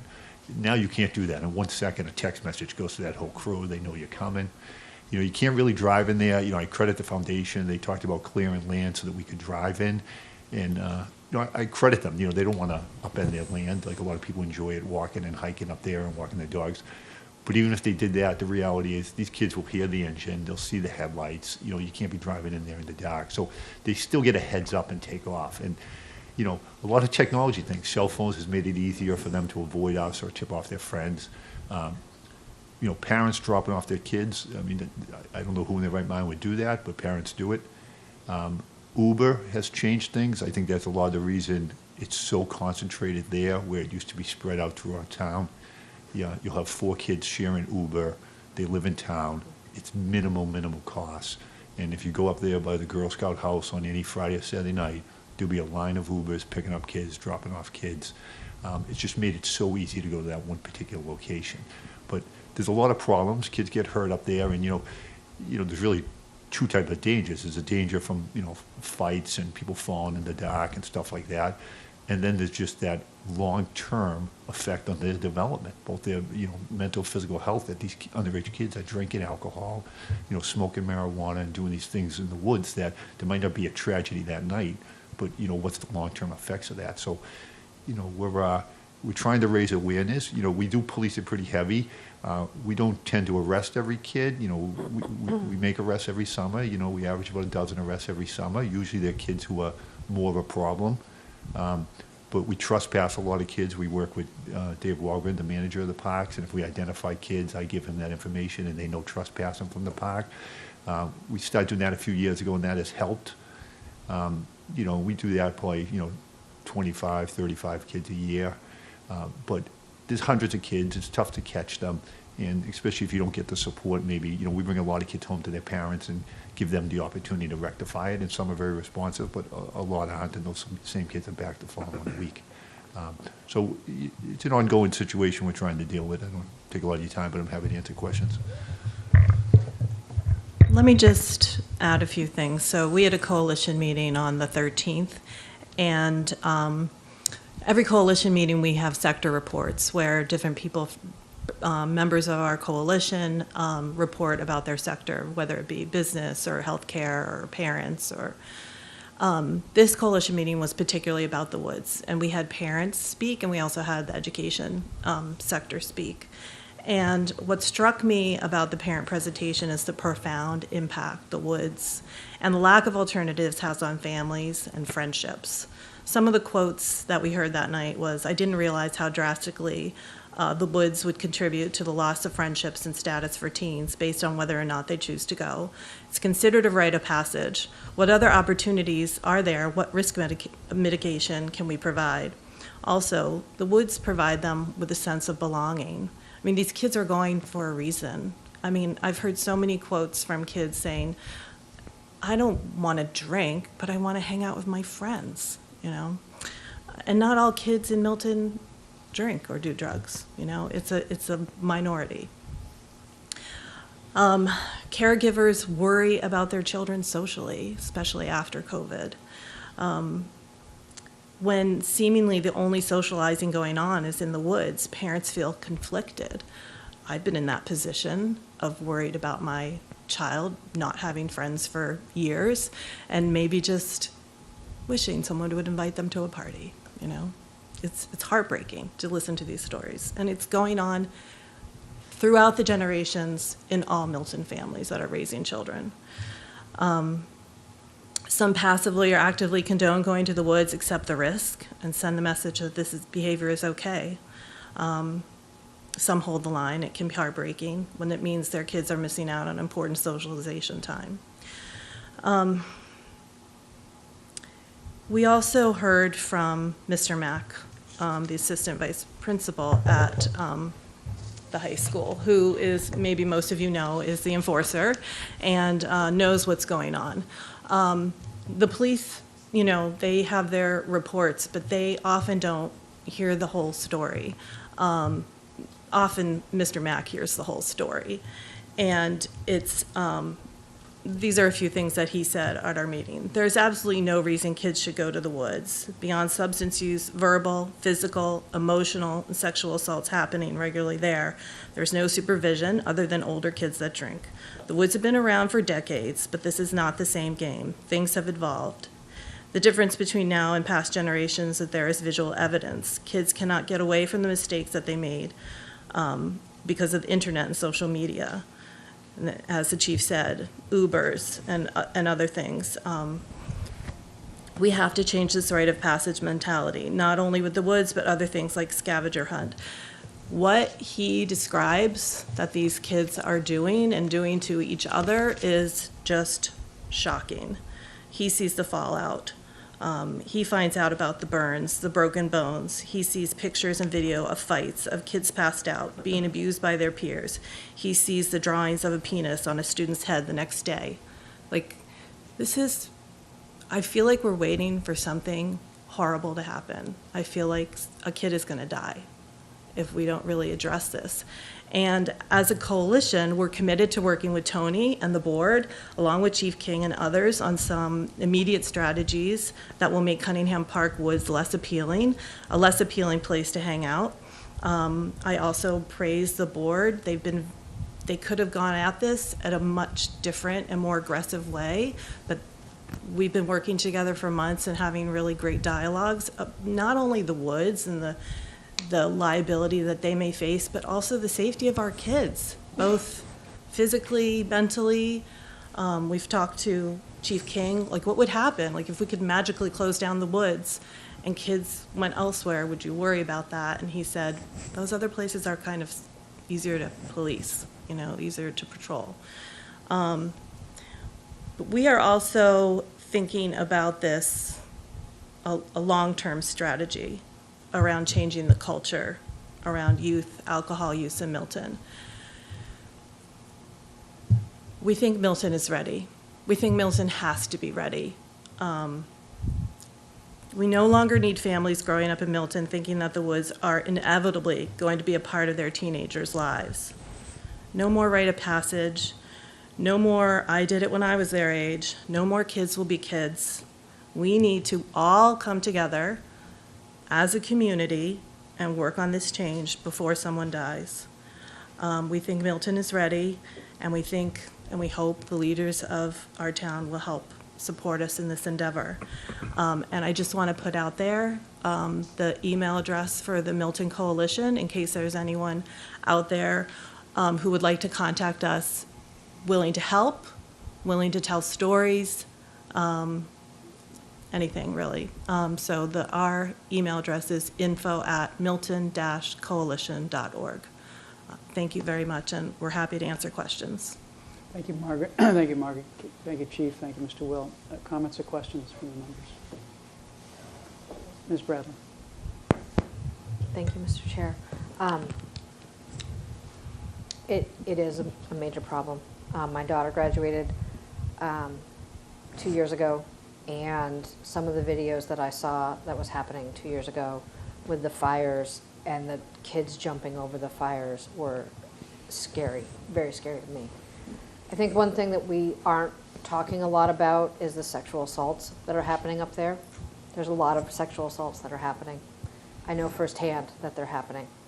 And these young girls don't know what to do.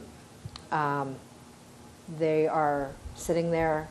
Their peers are encouraging them to do things that they don't want to do.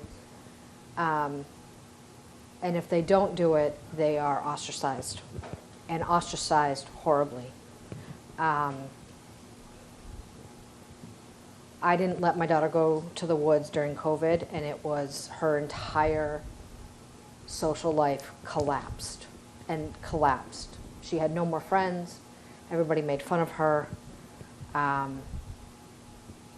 father and I didn't want her going anyways, but it was, what else are we supposed to do? I can tell you that I am willing and able to do anything to stop this. The sexual assaults, and it's interesting that Mr. Mack was the one that talked about it, because he does hear. He is the one that knows. And it's not okay what's happening to our young girls up there, and possibly our young boys. I don't know if they are also being pressured. I'm only speaking from my own personal experiences up there with family members.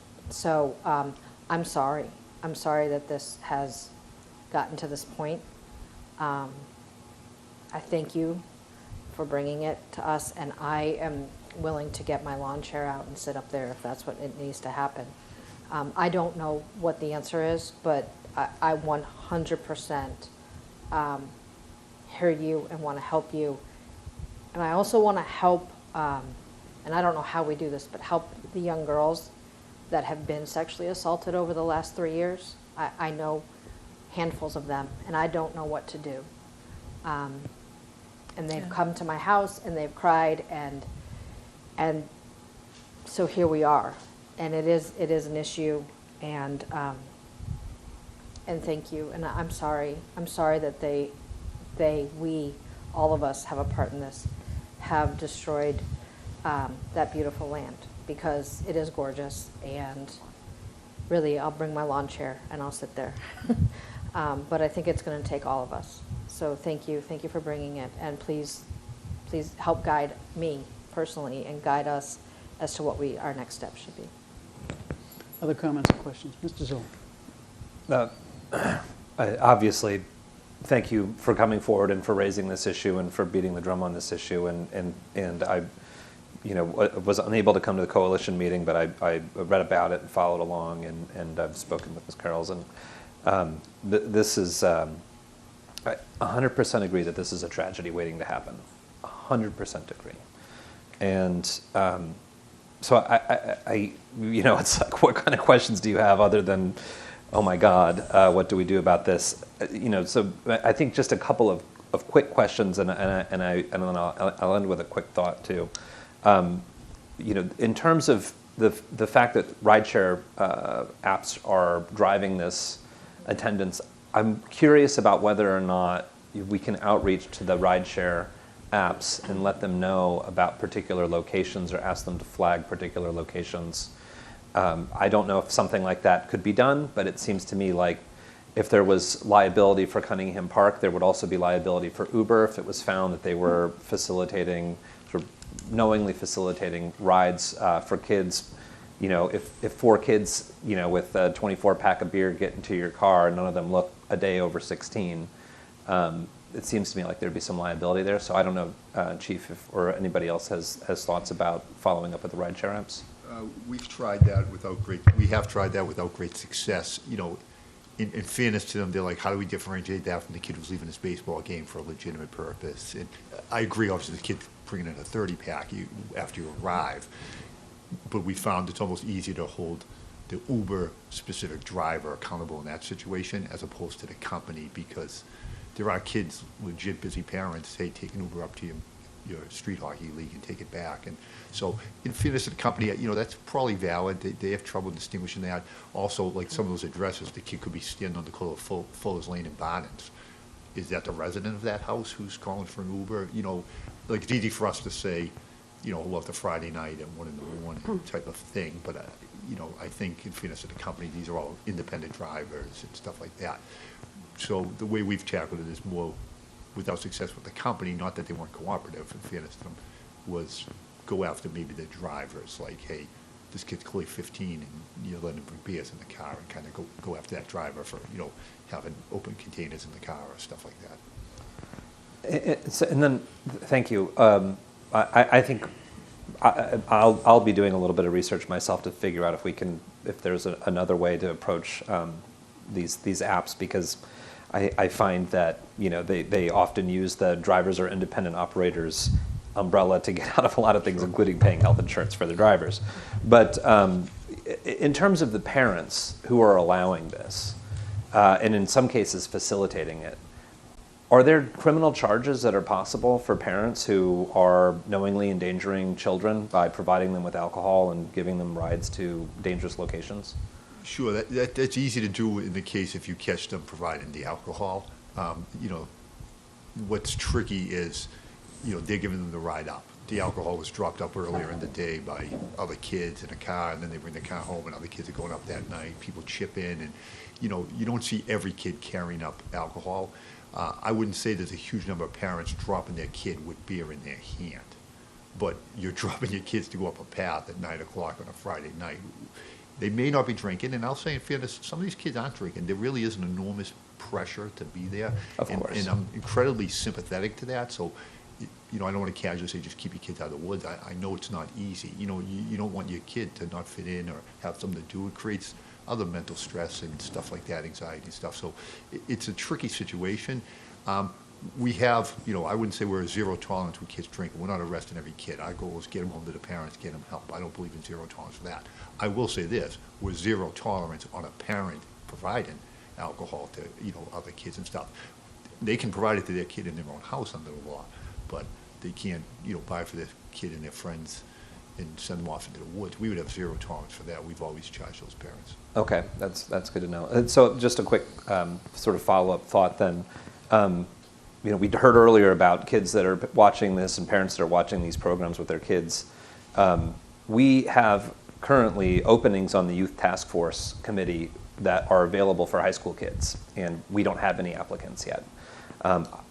Surprisingly enough, my kids don't respond well when I tell them to tell their friends to do things. We need kids to step up and help be leaders in this space, and I know that they're doing it on the coalition. We'd love to have them on the Youth Task Force as well.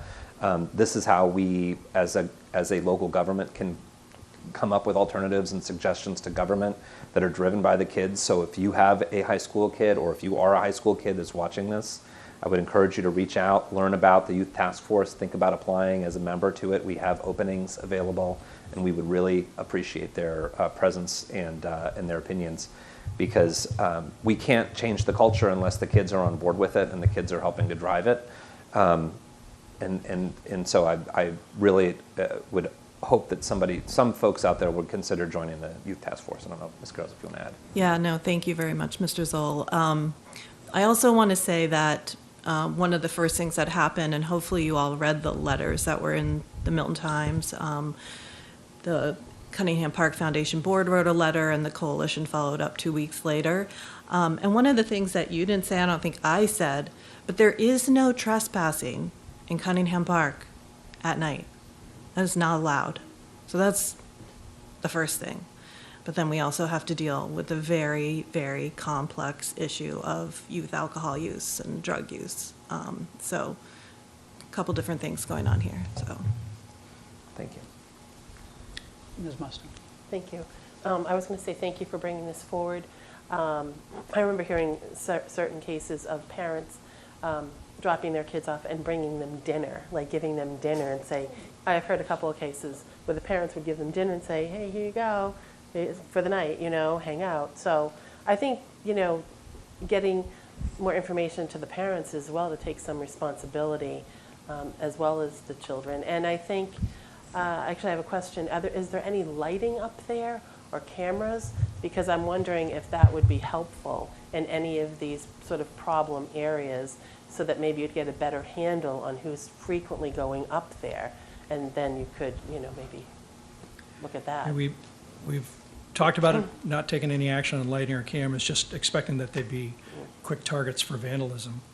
And cameras are interesting if, in fact, if the images you capture could be used in some manner, if coaches would keep kids off of a team after seeing them in Cunningham Park or something, if there was some ramification or consequence for being there, then cameras would be quite useful. But that's the short answer, is we just figured that we'd be wasting money and seeing them broken out. But if someone has any information to suggest that'd be helpful, we'd certainly look at it. We're open to all suggestions.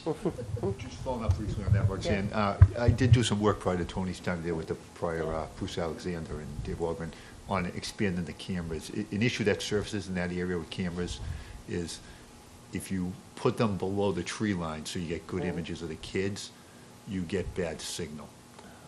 Because these aren't high wires, so that they work off like a satellite, you get a bad signal. If you put them higher in the tree line to get the better signal, you don't get the good image of the kid. It's just the logistics of the woods. So what we did, and I will say this improved it, it's not catching, say, the chaos in the woods, but we did expand onto Patricia Drive. We did expand one up at the Red Barn. And what that helped with is like these bonfires. People would come up during the day whose family member has a pickup truck or a small dump truck, and they would dump 30 pallets and kids would drag them to the woods, and then that truck leaves. But that was actually occurring at like 3 in the afternoon, not 9 o'clock at night. So everything's like pre-set up for the parties. Like those cameras help with that. We were able to recognize license plates, then follow up, charge them with like illegal dumping, which put an end to what our big concern was, the brush fires and a big brush fire up there, or things like that. Or in the winter nights, it wouldn't be warm, the kids might not party that night. So it has helped, that expansion of cameras, but that ideal, like at the scene, like the best you can get is some of those like, hunter cameras. They're not that good. And the good cameras we have, the trees really create where you either got to put it below the tree line or above, and whichever one you do, you kind of lose the value the other way. Let me just also say to parents that are listening, like, we really understand, every child's need for feeling like they belong and having friends and going through that whole developmental process of being a teenager. Like, we get it. But to parents, these are not kids just hanging around a fire pit. That's not what's going on. And I've heard, I don't know if we can confirm it or not, but there are kids coming there from Dorchester and from Quincy and from other towns, and there are fights, and it's it's really astonishing if you see video of what's going on there. And parents should know this. Like, I thought, can we have a blog in the paper that says, like, this is what's happening in the woods this week, so that parents of even like third graders and fourth graders know, like, this is not normal. This is not behavior that we should be condoning. We need to change the culture. And I could go on and on, but I'm not going to. But thank you. Well, let me ask, oh, I'm sorry, Roxanne. No, what's that? Let me ask, is there anything specific that's come up in the coalition meetings that we can do? Apart from the schools, I'm sure if you've been to the school committee and you talk about what you can do through the high school, but is there anything that we can do either through, recommendations from the coalition or working through the youth task force? Is there anything that we can do to try to improve the situation and work with the foundation to try to improve the situation up there? Yeah, like I said, we came here just to bring your attention to this problem. And we are going through kind of what the coalition discussed. We have 7 strategies that we look at these problems through, from providing information all the way to changing and modifying policies. And we hope to get a group of people together, not only coalition members, but residents, to look at those with us. I would love to see a massive listening session in the fall and get parents and students and people to come and talk about this issue. We need to bring it out in the open. We need to tell the truth about what's going on there. We need boys and girls, men and women, to know what could happen, Teenagers are attracted to dangerous situations, we need to figure out where else they can be and what else they can be doing. So don't worry, I will be in touch. Anything else from the members? Thank you very much. Thank you for your time, and be in touch. Thank you. Yeah. Thank you. Item 7, discussion approval of the animal shelter building project site selection request for proposals. We have received a memo dated June 21st from our Milton Animal Shelter Building Advisory Committee, noting that the members of that committee voted unanimously at their June 21st meeting to request the board's consideration of issuance of an RFP for construction of a shelter on the access road to the old landfill. The RFP would be revised upon our approval, updating dates for the different stages of the bid process, and we are being asked to support this request. And we have with us Mr. Tagayas from the committee. So, Mr. Tagayas. Good evening. Thank you for having me. So, it's been discussed here numerous times about pursuing parallel tracks, one with the Governor Stoughton site and one with the access road site.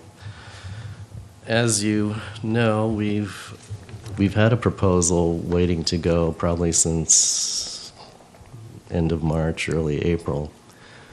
But when we were notified about the additional generous possible gift for the Stoughton site, we put our attention to that. We had a site meeting. We located the building on the site. I think we provided you with a very diagrammatic site plan with the animal shelter and the affordable housing, just to show how it might work. The work plan has been started. Mr. Milano, I think at the last meeting, was going to provide an appraisal of what that site might be worth to incorporate into the work plan. But in the meantime, we thought it might be best to put the access road out to bid as well. If something should break in the meantime, that's something that we can take a look at. I mean, meaning break in terms of the Stoughton site, because as it was noted, it's a very generous gift and one that we don't want to quickly turn away from. But at the same token, it's practical, not knowing kind of what the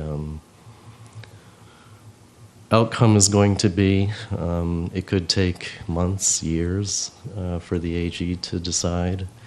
And I fully agree with, I think it was Mr. Zoll at the last meeting, thought that there had to be, a master plan indicating, a sophisticated master plan indicating number of affordable units, animal shelter,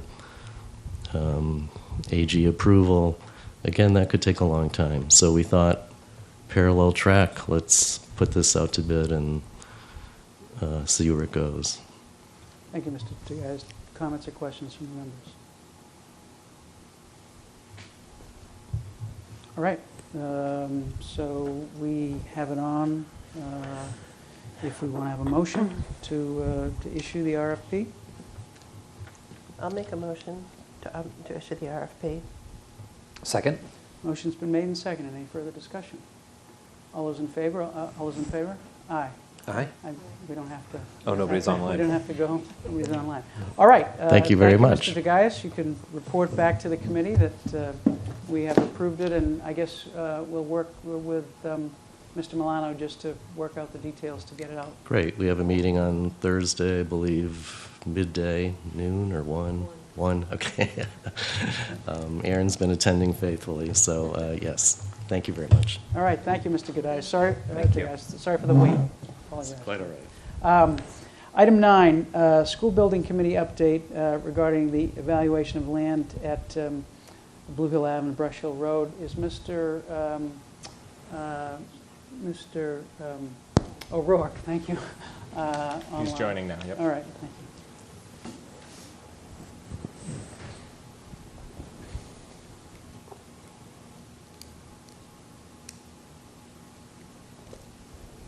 Good evening, Mr. Chair. Good evening, Mr. O'Rourke. Go ahead. Yeah, I wanted to provide a brief overview of the Brush Hill Road property.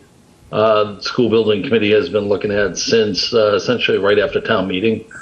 We were made aware of it early May. Since then, the School Building Committee has toured the site with a number of our participants. And we've held essentially 2 meetings. The first meeting was done after that site walk, just to kind of give an update to the other members that weren't able to attend the site walks. And at that time, we kind of walked through high level what the property was and where it occurred and some of the logistics with it. Our committee at that point took it away, looked at it for about 2 weeks. And 1 second, you can go right in there. Sorry about that. Our committee looked at it, studied it for about 2 weeks, and then we just came back about a week ago with some further commentary. We had Glenn Hoffman, who's the architect of our committee, appointed by the select board, take a look and provide some kind of overlays for what we're planning on Gow Road to kind of see how it would fit on the site. And when he did that, it basically showed that the building that we were looking to do would fit up there, but the additional parts of the project, parking and playgrounds, namely, wouldn't really fit on there. Mainly, the site that they have there is very narrow. It's about 400 feet wide and very long, about 750 feet for the first parcel and an additional 200 to 300 feet for the next parcel. The other one that comes in that made this whole project or the whole site a little tricky is the parcel has a slope differential. So at Blue Hill Ave, it's at an elevation of 60, whereas as you go through the site, it goes up essentially over 100 feet as you get to the back of the parcel. So it's a very steep slope as you're going through there. So as we were looking at trying to figure a way to place a building there, and then looking at the internals of those buildings, how you would ramp it and stuff like that, it just looked a little challenging. So the takeaway, sorry for the long-winded introduction, but the takeaway, what we did is we had essentially a scoring sheet that we did for other parcels that we looked at a long time ago when we were first formed.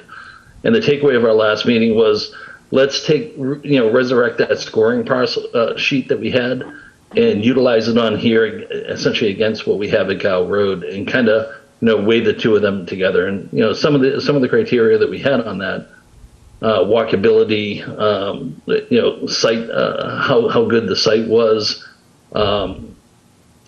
location for busing. I'm trying to remember some of the others. I don't remember them all right off the top of my head. But essentially, that was our goal, our takeaway from our last meeting, that we're going to come back with at our next meeting. If you need to, I can pull up slides to kind of show what we looked at our meetings, or even pull the map up to show you the topographical differences. Comments or questions? Ms. Musto. Thank you. Thank you, Mr. Chair. Sean, I have a couple of questions. Thank you very much. So you had mentioned that the site is 400 feet in width on the Blue Hill Ave side, correct? That's correct. All right. And what size building are you looking at in terms of width? And what are your thoughts on that? Well, off the top of my hand, I don't know the exact width of the building that we have, but we did have the architect place the building on the property. The key thing that comes up with this property is, along that 400-foot width, we have roughly 50-foot zoning offsets on either side, so it shrinks that buildable portion down to about 300 feet.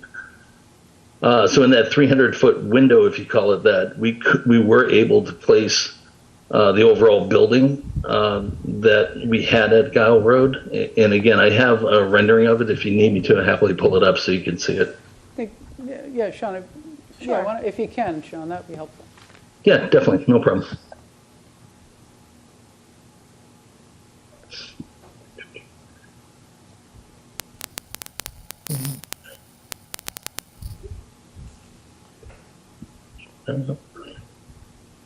So, and just let me know when it pops up. Yeah, we can see it, Sean. Okay, so what you're seeing here is the overall parcel. The yellow hatched area is essentially that 50-foot zoning offset that occurs on both sides of the property. What happens is, because the 50-foot offset, what it does is it basically takes away a little under an acre on the right side and a little over an acre on the left side. So overall, the parcel shrinks down from 6.8 acres to about 4.8 acres. But when we took that, and we took the overall building that we were looking at there, we looked and saw that we could fit, the true outline of the building in that window. But then we'd have to figure out parking, play areas, and essentially a fire loop access road around it. The other part too is this is a very rough schematic where it basically takes a flat building here. And as I said, the slope changes roughly 100 to 120 feet from this area of the road down here to the end of the parcel up here. Yeah, please go ahead. Thank you. So the parcel that you're showing us now, is this the entire parcel, or is this the Blue Hill Ave section only? It is the Blue Hill Ave section only. So if I may, let me just see if I can pull up the other one. Yeah, I'll zoom into this one. Makes it a little bit easier. So what happens is, the other part of the site walk that we did is there are two parcels. There is a lower parcel here, which is about 6.8 acres, and it's on for roughly a little over $7 million, I think. Or $4 million, apologies, $4 million. Yep. I think it was that was about 3. 3. I think that Yep. was 3. The other parcel is a smaller parcel at the top that has 2 historic houses on it. And talking with the realtor, the ability to just buy the singular open parcel that we're looking at does not exist at this point. If we wanted to buy the smaller parcel or the larger parcel down here along Blue Hills Ave, we would also need to, buy this smaller parcel that's up on Brush Hill Road with the houses on it. So when we looked at it too, we had discussions with the historical commission in Milton for what would have to be done for these houses. So I believe we were allowed to, just on state law, we'd be able to demolish them. But I think it would be met with some resistance from the local historic commission for that, where they'd probably want to preserve them. But essentially, to answer your question before, we were only looking down here for where we were placing the building. If we had to create roadways that would cut through this parcel and then up onto Brush Hill Road, for me, just looking at it, as we talked about at our last meeting, it was be a little bit problematic. Two reasons. One is that's a pretty narrow road, so trying to get buses in and out of that parcel would be kind of tough. And then the stone walls that exist along Brush Hill Road right there are also historic. So if we had to demolish them or modify them at some point, it just causes a little more. But essentially, that's the overview of what our committee has discussed at our past two meetings. Good. Okay, I just have another couple of questions. So on the front parcel, you're showing if you put the school on the front parcel, correct? In that first slide? Yep. Okay. So the questions I have on that is, what size building square footage and what are the dimensions of that again? Yeah, so the overall building program size is about 115,000 square feet. It consists of 3 levels for the middle school and only a single level for the preschool wing. The overall building dimensions, length and width, I don't have specifically, but I can have our architect pull those off and provide them. My other question would be, you're talking middle school, so how would that compare in size to what we have at Pierce now in terms of square footage, dimensions, so forth? Again, on that one, I don't know. I'm just trying to visually get an idea of, what is Pierce, for instance, what size lot is it in, what are the dimensions, especially if we're looking at this lot. Yeah, and honestly, at this meeting, I can't answer that because I wasn't prepared for the question, but I can find out. Yep. Sure, that'd be great. Yep. So basically, lot size for the existing Pierce, and then the overall building size, overall square footage, and then just basically plan dimensions of length and width. That would be a great start. Thank you. Yep, no problem. And I think that would be useful, Sean, to have for our next school building committee meeting, because we can discuss that as well. Mr. Zoll. I'm coughing into this, so I had to turn it off. No, I'm not sick, just allergies. Sean, thank you so much for this presentation. Just a couple of quick questions. With the zoning setback, I'm assuming that you can't build roads or parking lots on a zoning setback, that you can't touch that. Is that right? That I'm not sure about. I have reached out to the town building inspector, essentially, 1, to confirm it's a 50-foot offset based on the size of the building, and then 2, could we build roads and stuff through there? I know specifically we can't put a building there, but as far as roads or access roads, again, I don't know on that, and I was waiting that response. And second question on that, thank you. The second question, in terms of the slope of the land, how does that affect the planned building that we've got there? Because, I think you said it was 100 foot, so that's several stories. So how does that affect the layout of the 3-story building? Yeah, my take on it, and I mentioned it at our last meeting, is my guess is it's going to stretch that building out and either make it longer, mainly due to specific ramping that we have to look at it. So the existing slope that's there is about 11%, which is too much for ADA compliance. So essentially, to do that, we have to build longer ramps from a couple of our members talking about it. So by doing that, we might, that again, the program that we showed there was based on a flat site, which essentially what Gow Road is.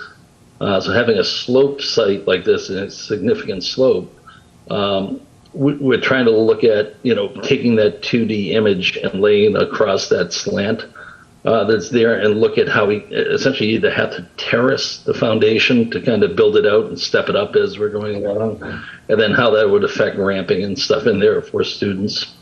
Yeah, that was my thought, was that there would be ADA issues with anything that's on a slope side. Even an outdoor playground, you'd have to be grading that so that it would be flat, I would imagine, or relatively flat. Yep. Okay. Those are my questions. Other comments or questions? So this is time sensitive because this is a competitive situation, competitive with the private sector. So I think school building committee is meeting, is it next week, Sean? Probably the following week. Following week. All right. So we'll make sure to keep this on the agenda for our meeting to get a report back and see what the recommendation is at that point. Okay. Thank you, Sean. Thank you. Thanks, Sean. Okay. Good night. Item 9, Milton Broadband Committee update regarding Town INET, including Lower Mills. This is along the lines of an FYI, and I will provide this update. The design of the town INET is proceeding, and we are fortunate that the consultant that we hired to help select the designer is continuing with us because they didn't reach their amount, so they're continuing to help us to vet the design that the designer is coming up with. And one of the issues that came up in our last meeting is that the designer brought up, and also that our consultant was helping us with the design, is that the existing design, the existing town INET, which we are charged to replace, does not go into Lower Mills. And so the question is, and the question may be, do we want to see what a design would like to go into Lower Mills? Now, we don't have any public buildings down there now, but could there be in the future? There might be businesses to whom we could lease fiber. So what the Municipal Broadband Committee plans to do is to spec that out and find out what the additional cost would be to extend the INET, the town INET, down into Lower Mills. If the board thinks that's a direction we should go into, just to see what the cost would be, so we have that alternative. So that's the report. So we think we want the designer and the committee to at least cost it out, and then come back and see. Here's what it would be. Here's what the INET as intended is, which is the existing footprint with some modifications because some of the buildings have changed, but essentially the existing footprint versus the existing footprint plus going down into Lower Mills. So I think that makes sense. Okay. All right. So we'll proceed in that path and get a cost and see what the additional cost of that would be. Item 10, discussion update of multi-family zoning requirements for the MBTA communities. We heard earlier about this from some of the public comment speakers. My reason for putting this on the agenda is that the chair of the planning board reached out to me with the same thought on whether this board will want to apply or seek some relief from the MBTA and or from the HCD actually on this. The net of that call was that we would get together with Mr. Zawinski and see what the evidence of that is and see what the likelihood of that is and see what we could propose. So we haven't had the chance to do that yet. Mr. Zawinski was out today. He's online. I don't know if I want to put him on the spot because we do have additional information that's come in today from Mr. Humphrey's memo, and so my thought is that we would take that and then come back perhaps at our next meeting with Mr. Zawinski and presenting what the evidence is that we could point to in order to make an appeal to DHCD on this. So does that seem like a reasonable approach? Tim, I see you're online. I don't want to put him on the spot since he was out today. He was out ill today, so I actually don't want to put him on the spot at all. So does it sound reasonable that I'll get together with Mr. Zawinski, Ms. Hall, and kind of vet the information and see if there's any additional information that we have to make the case that we shouldn't be a rapid transit community, but that we should be considered otherwise. Ms. Mustang. Thank you, Mr. Chair. I'm wondering if at that next meeting we'd have the information, I guess, ahead of time to review, and would it be on for discussion and approval if we want to send a letter at that point? Because I would think that if we go that direction, that we would want to make sure that we are prepared at that meeting. You know, we don't want to delay if we're going to go that direction. Yeah. So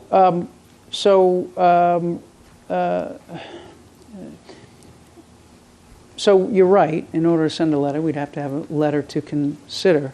The only reason I'm pausing is that would put in the hands of Mr. Zawinski and me and Ms. Hall the drafting of that letter before you've heard the parameters for that. And I'm happy to do it, and happy to perhaps sketch out what such a letter would look like.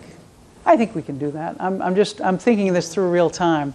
You see this different levels of decision. Do we have evidence?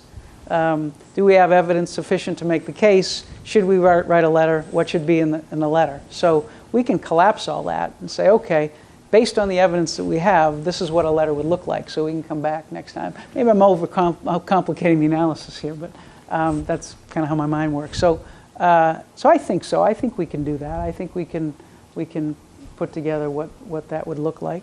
I think that's fair. Mr. Zoll. I left it on. Sorry.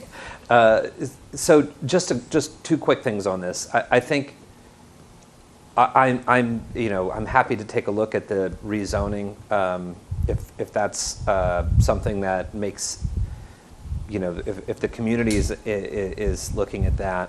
I feel obligated to state that Milton has a long tradition of first redlining and housing discrimination, and we are now up to our necks in 40Bs because we refuse to act on affordable housing. And I am very concerned that we are delaying what is going to be compliance with state law. And if we are out of compliance with state law and we're pushing for something, I don't want us to be behind the 8 ball if our request to be rezoned is denied and we haven't made any progress. So I would urge us to continue to act as if we are not going to be rezoned, so that we are not left holding the bag if they come back, if the state comes back and says that they're not going to reconsider it. Because we are long overdue for a real look at housing in this community, different kinds of housing in this community. I think the MBTA Communities Act is an opportunity to do that in a responsible way. I think this is a Commonwealth-wide issue, and I am worried that Milton is going to continue to have a reputation of obstinately ignoring state law when it comes to housing, and we are going to start paying the cost for it. We're going to see developers buying lots, putting up buildings that we don't agree with because we're out of compliance with state law. That's what we're seeing with 40B housing now, and I worry very much that if we try to delay this, if we try to sort of play the Milton as a very special community card in this entire Commonwealth, that we are going to be sowing some seeds that we are not going to want to reap later. Other comments or questions? Ms. Bradley. I just wanted to ask a question, and I'm not sure if anybody here knows the answer, but has anybody else, has any other cities or town tried to be rezoned into a different category, and have they been successful in that? I don't know the answer to that. Mr. Milano might. I'll follow up with Tim on that question because I know he's staying in close touch through planners groups. I have been in touch with some of our other regional managers, and I know one community is looking at requesting timeline adjustments. They're in a similar boat as us in terms of having to comply 100% by the end of this calendar year. One of the requests I think they were working on is whether they could have that timeline adjusted, so maybe some compliance this year, some compliance at a later date, but that's a different question of They're not looking to be rezoned. right. They're going to stay in their classification, but maybe looking for other concessions from the state Right. as they work towards it. Right. It's just, my time is precious, as I'm sure all of us, we all wear a lot of different hats. And so I don't want to see you and the chairperson of the planning board and Mr. Zawinski spend X amount of time writing this to have it be something that we as a board don't even know if it will go anywhere. And I'm just looking at this as a kind of a, how many hours in the day do we all have? And I don't know if that's a task that you should or would do, only because I don't know what the outcomes are for other towns. There's no matrix here that I can look at as to whether or not DHCD has approved any of the changes. It's a fair point, but I can tell you, from my perspective, I committed to Ms. Hall to try to flesh this out in construct, right? And so it doesn't take it that much farther from fleshing it out in construct to fleshing it out on paper. So, Ms. Musto. Thank you, Mr. Chair. Just a couple of comments. I think, I took a quick read through the document that was provided for us. And as far as Milton not doing things in the past and whatever, I think that, yes, we've learned from that and we have all these 40Bs and they'll have some affordability. I think, first of all, we have to look at what's fair and equitable. And is it fair and equitable for us to be considered a rapid transit community when we have a trolley service that even from what I saw in that document that was provided, that the MAPC classified in this growing station areas, the variety, potential for transit-oriented development in Metro Boston, they classified Milton as a trolley suburb. So the report recognized that the Mattapan line is unique from other rail systems on the MBTA. So I think, I hear what you're saying, about what's happened in the past and things like that, but I think if we want to be treated fairly and do our fair share, which I think we should, right? I think that we really have to look at that because, putting us in the same category as some of these trolleys that may exist like in a Newton or a Brookline or a, these other communities that are the rapid transit, I don't see how it can be the same. It just doesn't seem, according to what I've read, to map that out. I think the other thing is, and I hear this a lot because I did get an email recently from someone who said, this is affordable housing, and it's not. It's multi-family housing, right? And there's an affordability component to it. So I think I've seen several emails that I've received from people talking about multi-family housing with regards to the, affordable housing with regards to this act. It's not. It's multi-family. So that means at least 90%, because we can, I think, put up to a 10% affordability, if I'm not mistaken, on these. 90% is market rate. So I think that has to be said. But back to the original, so I just wanted to clear that because I've received several emails about what it is. So I think we need to be straight on what it really is. Nobody's saying we shouldn't comply, but we should be treated fairly. And I think we have a unique situation in Milton in terms of we have a trolley service. That's what it is. It's not a commuter rail, okay? It's not the red line, at Ashmont, you're going right in town. It's a trolley service. And that in itself is different than a lot of these other places. And I think it is worthwhile looking at that. And again, it's not to say we're not, like people say, oh, if it gets reclassified, we're not going to do anything. We're not saying that at all. We just want to be treated fairly and do our fair share. That's how I view it. And just as a supplement. Please go ahead. Oh, just as a supplement, to the extent that Milton is in a different classification, it doesn't mean that the law doesn't apply. Right. What it could mean is that there are fewer units and there's more time to comply. And so, anyway, just as an ad. No, I recognize all of that, and I think that those points are well taken. I think the memo that we have, I have some strong questions about the average weekly boardings. For example, at some of the stops are ludicrously low. I think the numbers are probably wrong. But I just two quick thoughts.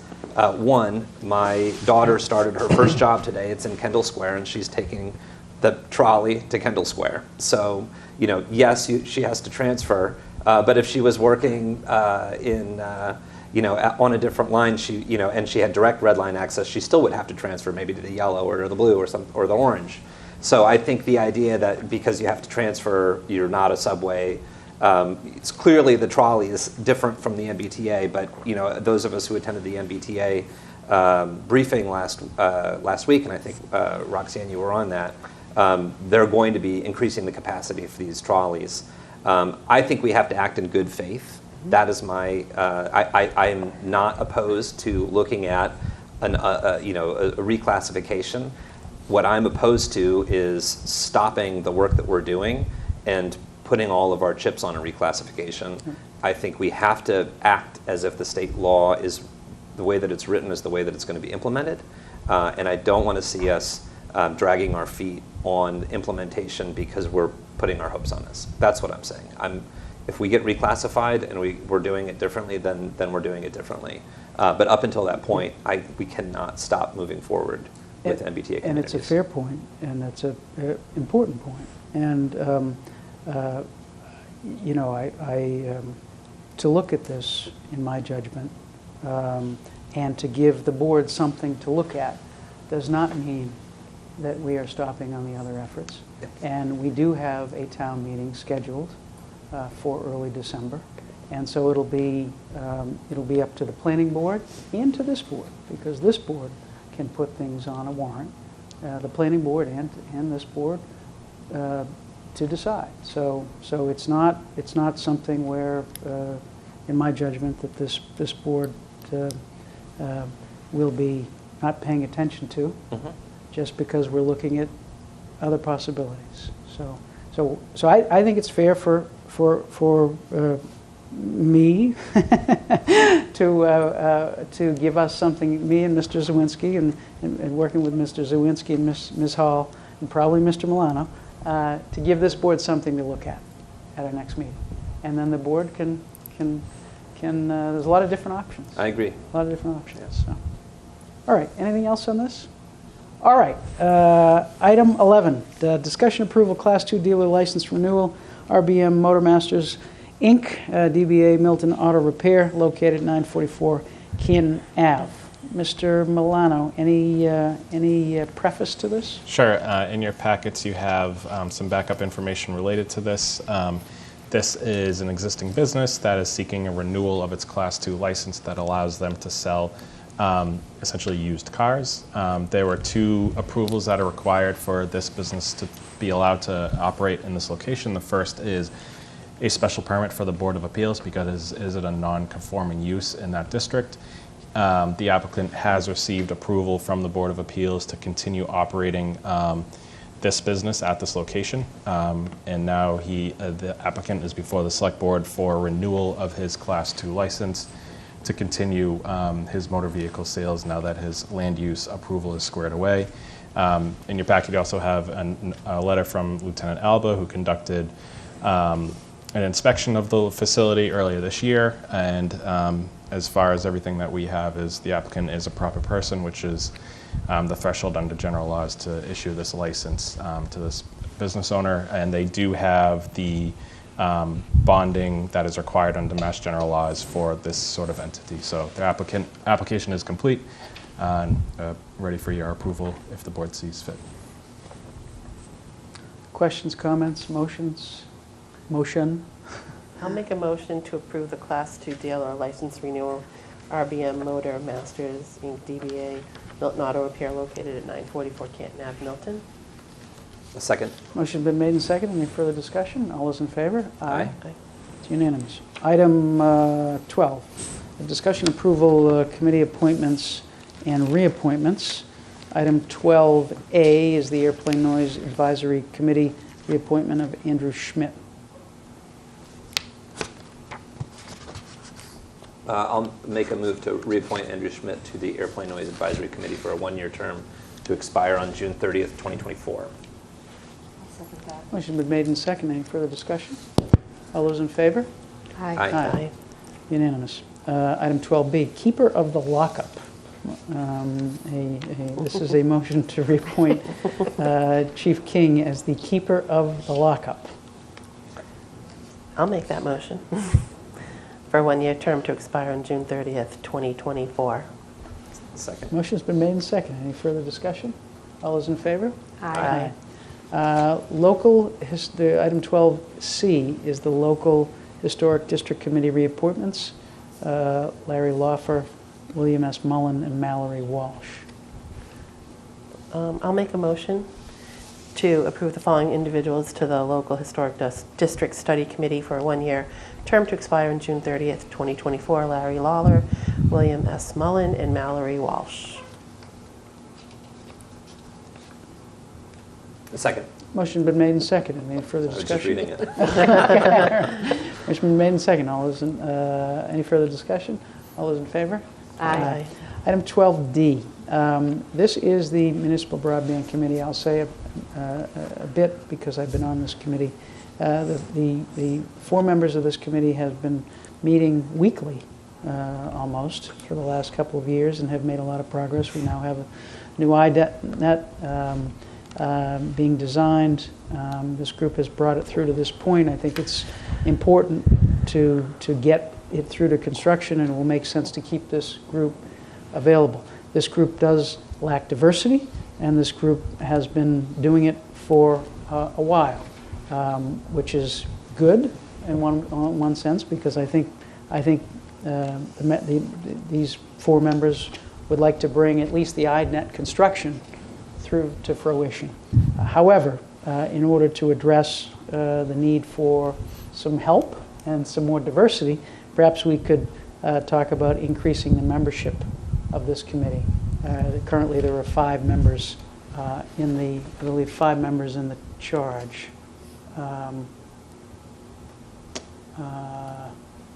We have the charge here. We don't have the membership of this committee, but I believe it's 5. So anyway, so my suggestion is to reappoint these 4 individuals, Mark Day, Rob Lynch, John Sullivan, Joe Chamberlain, so they can bring the INET through to conclusion. And I would suggest increasing the committee membership up by 2 to help out the committee, so we can, when these 4 and the 5th, me, roll off in the not too distant future, we'll have some consistency and some diversity. some diversity, and some what do you call it? Institutional knowledge as well. So you need 2 motions on this, is it, Mr. Chair? I think that's, if that's the way we want to go, the first would be to reappoint those 4 members, and then the second would be to increase the membership, and then we can get more people to apply and more people at it. Okay, I'll make a motion to reappoint the following individuals to the Municipal Broadband Committee for a one-year term to expire on June 30th, 2024. Mark Day, Robert F. Lynch Jr., John E. Sullivan Jr., and Joseph Chamberlain. Second. Motion been made and seconded. Any further discussion? All those in favor? Aye. Aye. Can we do the second one? Yes, please. Okay, move to increase membership to the Municipal Broadband Committee to add number here, which we're going to put 2, Yeah. right? 2 members, and update the charge. I'll second. Motion been made and seconded. Any further discussion? All those in favor? Aye. Item 12E, the Equity and Justice Committee appointments. We have 2 proposed appointments, Ralph Parent and Kenji Mataya. I apologize if I've got that wrong, but it's Metayyer. Okay. I can make the motion to appoint Ralph Parent and Kenji Mataya to the Equity and Justice for All Committee for a one-year term to expire on June 30th, 2024. Second. Motion's been made and seconded. Any further discussion? All those in favor? Aye. Aye. Unanimous. Item 12F, appointment to the Open Space and Recreation Planning Committee. This is a reappointment of the Parks and Recreation designee. Okay, I'll make a motion to reappoint Winston Daly as the Parks and Recreation designee to the Open Space and Recreation Committee for a one-year term to expire on June 30th, 2024.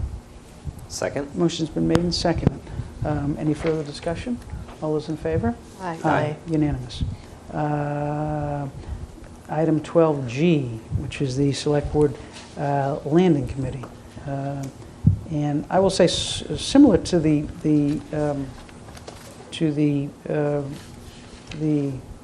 Broadband Committee, these are reappointments of individuals who've been on for a while. One is the town planner. And I don't see it on our agenda, but we may consider the same idea here, reappointing these members in order to carry through what's being done, but maybe perhaps increasing the number of members on the committee. Maybe we can do that at the next meeting to, bring some diversity and some. Can we just do that now, or do you want to wait? It's not on the. I don't think it's on the. It's not on this agenda, and I don't know. It's not online. It's not on. Okay. All right. So we can consider that next time. Okay, I'll make a move to reappoint the following individuals to the Select Board Landing Committee for a one-year term to expire on June 30th, 2024. Richard Burke, Theodore Carroll, and Tim Chewinski. Second. Motion's been made and seconded. Any further discussion? All those in favor? Aye. Aye. Unanimous. Youth Task Force. Here, I believe, we have one appointment. 5 applicants for one. 5 applicants for one appointment. Mr. Chair, if I may? Yes, Mr. As Zoll. the representative to the Youth Task Yes, Force. Mr. Zoll. So I've looked at all 5 applications. I would recommend to the Select Board that we appoint, and I don't know her personally, but Christina Lilyhook, for a couple of reasons. One is that she's not serving on any other boards, so I think we could count on her full-time. The other is that she is the active parent of a Pierce and a high school student, and I think the presentation that we heard earlier from the coalition, I think we could use a high school and frankly a Pierce parent of a rising eventual Milton High School student to serve on this board. So I would, not to say anything negative against the other candidates, I just think that it's a pretty vital issue, and I would recommend that that's who we appoint. So, but I'm happy to entertain. Beyond a recommendation, do you want to make a motion? Yeah, well, I was going to say I'm happy to entertain any other discussion, thoughts. any other thoughts? I have a question. Mr. Milano, can you just go over what spots are available again? Sure. So we are seeking, so the membership is 3 teenage Milton residents, one of whom is a member of the Milton Youth Advocates for Change, 3 parents or guardians of Milton teenage residents, 2 members with professional experience in youth programming, 1 member from the Milton Coalition, 1 member from the Select Board. So right now what is open is 1 teenage resident. It does not have to be a member of the Milton Youth Advocates for Change. That is covered. So just a teenage resident, 1 parent or guardian, and then a member of the coalition, and I did mention it to Margaret today about that. So we're still awaiting somebody from the coalition. She thought somebody had applied, so we'll double check and then follow up with her. But for right now, we're looking for 1 teenage resident, 1 parent, and the member from the coalition. So the follow-up question, I'm wondering if any of these applicants are in the coalition. Because it would sort of make sense that if one of them is, that would be the slot we would put them in. And so I guess I would like to find that out first before we do that, because I think that way maybe we have an opportunity for a second person. If there's a member of the coalition that's in that grouping, they could fill that slot, and then you could have a parent, another parent, and then you still have a teenager. So I would like to have some confirmation on that. Couldn't we assume that they would have listed their membership in the coalition? I guess you can't assume anything, but I mean, people have identified if they were on playground committees and other committees. I'm given the intensity of this, I think we could, if it turns out that Ms. Lilyhook is a member of the coalition, then we could maybe assume that that's filled, and then in 2 weeks we could appoint a different parent. Could we do that? Ms. Bradley. Thanks so much, Mr. Chair. Sorry if I was speaking on turn. No. Maybe I'm wrong in this, but it's my understanding that that appointment by the commission is theirs to choose on who it is.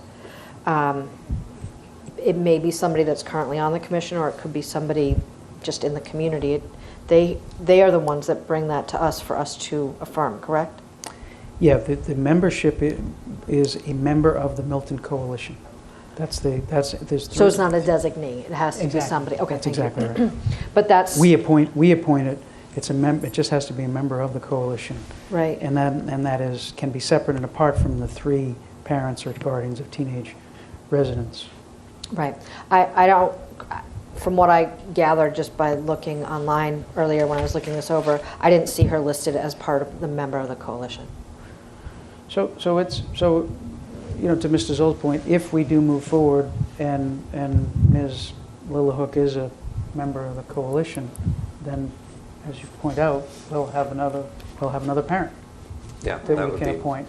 Yeah. If she's not, then there'll be someone recommended by the coalition. Yeah, so I'd like to make a motion that we, I'm just going to get the language here.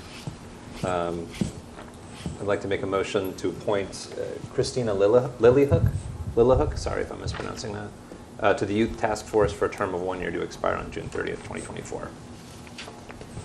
I'll second that. Motion's been made and seconded. Any further discussion? All those in favor? Aye. Unanimous. All right. Sign Review Committee. We have 2 proposals, 2 proposed appointments. And, Mr. Chair, there are 2 openings available on this committee. Okay. And they both have been recommended by the Sign Review Committee to be appointed to the Sign Review Committee. Well, I'll move to appoint Deborah Azarad Savona and Lara Simondi to the Sign Review Committee for a 1-year term to expire on June 30th, 2024. I'll second. Motion's been made and seconded. Any further discussion? All those in favor? Aye. Aye. Unanimous. All right. 12J is Community Preservation Committee. 2 potential appointments. We have the Planning Board designee, and then we have our own designee, who was Mr. Lavash, and Mr. Lavash has, as we know, after his distinguished service, stepped aside. So we have 2 proposed names. One is Ms. DeGaius as the Planning Board designee, and we have Kathleen O'Donnell, who's been recommended by Mr. Lavash, and who also provided a volunteer application as the Select Board appointee. Okay, I'll make a motion to appoint Cheryl Tagayas as the Planning Board designee and Kathleen O'Donnell as the Select Board designee to the Community Preservation Committee for a 3-year term to expire on June 30th, 2026. I'll second. Motion's been made and seconded. Any further discussion? Mr. Chair, could I just Mr. Milano. suggest a slight revision to the motion that Ms. O'Donnell's term would be the completion of Mr. Lavash's term? And when is that? June 2025. Okay. Do we have to do the whole thing again, or can No, we just say with that You can- correction? Yes. With that- Friendly correction? I'll second with the correction. All right. With the Okay. friendly correction. Any further discussion? All those in favor? Aye. All right. Pardon me. Item 12K, the Council on Aging Board of Directors, reappointments. Okay, I'll move to reappoint Roberta Larry as a member of the Council on Aging Board of Directors for a 3-year term to expire on June 30th, 2026, and reappoint Denise Rockland and John Fleming as associate members for a 1-year term to expire on June 30th, 2024. 2024? Yep. I'll second. Motion's been made and seconded. Any further discussion? All those in favor? Aye. Unanimous. Item 12I, the Commission on Disability, reappointments. We have 1, 2, 3, 4, 5 proposed reappointments. Okay. I'll move to reappoint the following individuals to the Commission on Disability for a 3-year term to expire on June 30th, 2026. Diane DiTullio Agostino, Coleman Irwin, Charlene New, Alex Rosenberg, and Catherine Upham? Yeah. I'll second. Motion's been made and seconded. Any further discussion? All those in favor? Aye. Aye. Unanimous. All right, item 13, discussion. Before we jump, Oh, Mr. Ms. Bradley. Thanks so much. I just wanted to thank Nick and others who have been getting the word out about the openings on the boards and commissions. It's really important that all aspects of our town apply, and folks that, you know, think that this might be a fun way to give back, please get your applications in. I appreciate Nick for really putting that out there. As we do these reappointments, it's always nice to see new blood and new ideas. You okay? Yeah. Water went down. New ideas that can come to fruition with getting some new folks in here. So I just want to thank everybody who has applied and encourage those that haven't to consider it. Thank you. Thank you, Ms. Bradley. Item 13, discussion approval grant of easement to USC LLC over the dump access road. Mr. Milano, do you want to frame this for the board? Sure. The Select Board has reviewed and approved this previously. After that, incidentally, the applicant came back with some suggested clarification language in the access easement. It's non-substantive changes, but we did want to bring it back to the Select Board. Attorney Peter McNulty at Murphy, Hesse, Toomey, and Lehane did take a look at the changes and was accepted the changes from the applicant's attorney. So it's ready for the Select Board's approval as well. Okay, I will propose a motion to move to approve the grant of easement to USC LLC over the dump access road and authorize the town administrator to sign on the board's behalf. I'll second. Motion's been made and seconded. Any further discussion? All those in favor? Aye. Unanimous. Item 14, this is a discussion approval of two contracts with respect to two construction projects. Mr. Milano, do you want to tee up the first one, item 14A, which is the Milton Public Library handicap ramp project? Sure. The library team and Consolidated Facilities have been working on a ramp project that'll go from connect patios at the library with a accessible ramp. The contract is about $93,000, of which $43,000 will be paid from state aid to public libraries, and the balance of that, about $50,000, will come from library trust fund monies for the project. This has been bid out, and Falsham Corp is the low bidder, and we're pleased with their review and have them ready to go pending contract approval tonight. Comments or questions? Or a motion? I'll make a motion to approve the contract with Folsham Corp., the Milton Public Library handicap grant project. I'll second. Motion's been made and seconded. Any further discussion? All those in favor? Aye. Item 15B, contract for the Collicott Cunningham Stormwater BMP. And Mr. Milano may be able to tell us what BMP stands for. Yes, Best Management Practice Program for a stormwater project behind Collicott Cunningham. There's extensive information on the town website about this project that the engineering department has put together. The low bidder, again, was Folsham Corp. Out of Quincy. The project will be approximately $174,000. 60% of this project is being paid for by a state grant program. 40% of it is being paid out of town funds, of which some of that can be in kind. So there is a limited contribution from town dollars towards this project, since so much grant money is being used for it. It'll improve, it'll install a new stormwater system to catch an inch of drainage moving forward in that area and help alleviate some water issues. And it does have all the approvals, and the project is ready to go pending contract approval tonight. Comments or questions from Mr. Milano, or a motion? I'll make a motion to approve the contract with Folsham Corp. for the Collicott Cunningham Stormwater BMP. I'll second. Motion's been made and seconded. Any further discussion? All those in favor? Aye. Aye. Unanimous.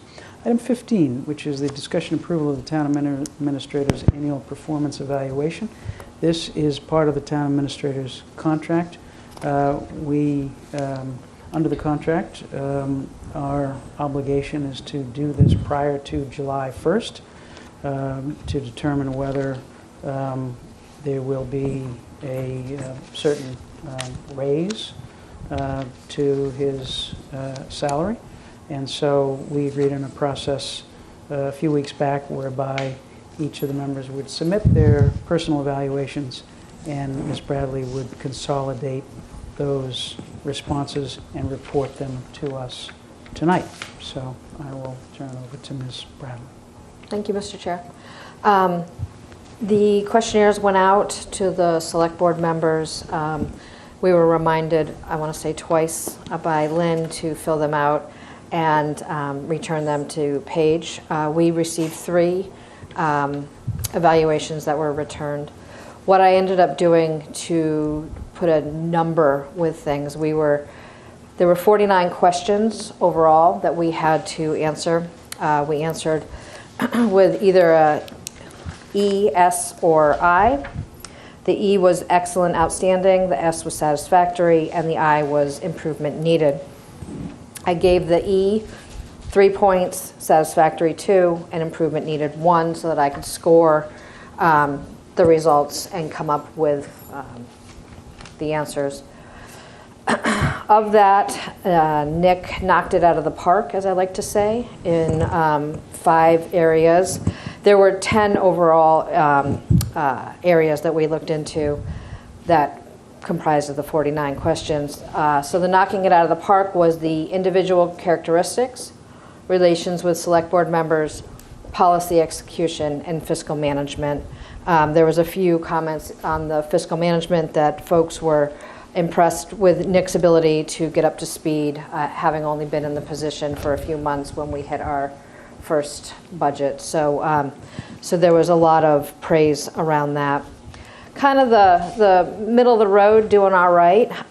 Professional skills, reporting, community, and citizen relations. All of those, he scored very well. I had to break them up into 3 different categories. The ones that kind of needed the most improvement were staffing and supervision, and the responses that folks wrote in regards to that is that there just hasn't been enough time. People left some of those blank, didn't put any numbers in for that. Sorry, I say numbers, but didn't put in an E, S, or I for some of those categories because there hasn't been enough time to evaluate that right now. To the people that responded, wanted to make sure that Nick was thanked profusely for his ability to get up to speed as quickly as he did. Some of the things that were unplanned that he has shown excellent in was having to do with the school building committee, union negotiations, and the INET work. At the end of the evaluation of the 49 questions, we then all had to give an overall rating. Nick received 2 E's and 1 S or E. So in the mathematical calculations of that comes out to an E minus. So it's an E because we don't have that. So it's all done up in a spreadsheet. I'm happy to share that with members of the board or Paige or however I'm supposed to do this, Mr. Chair.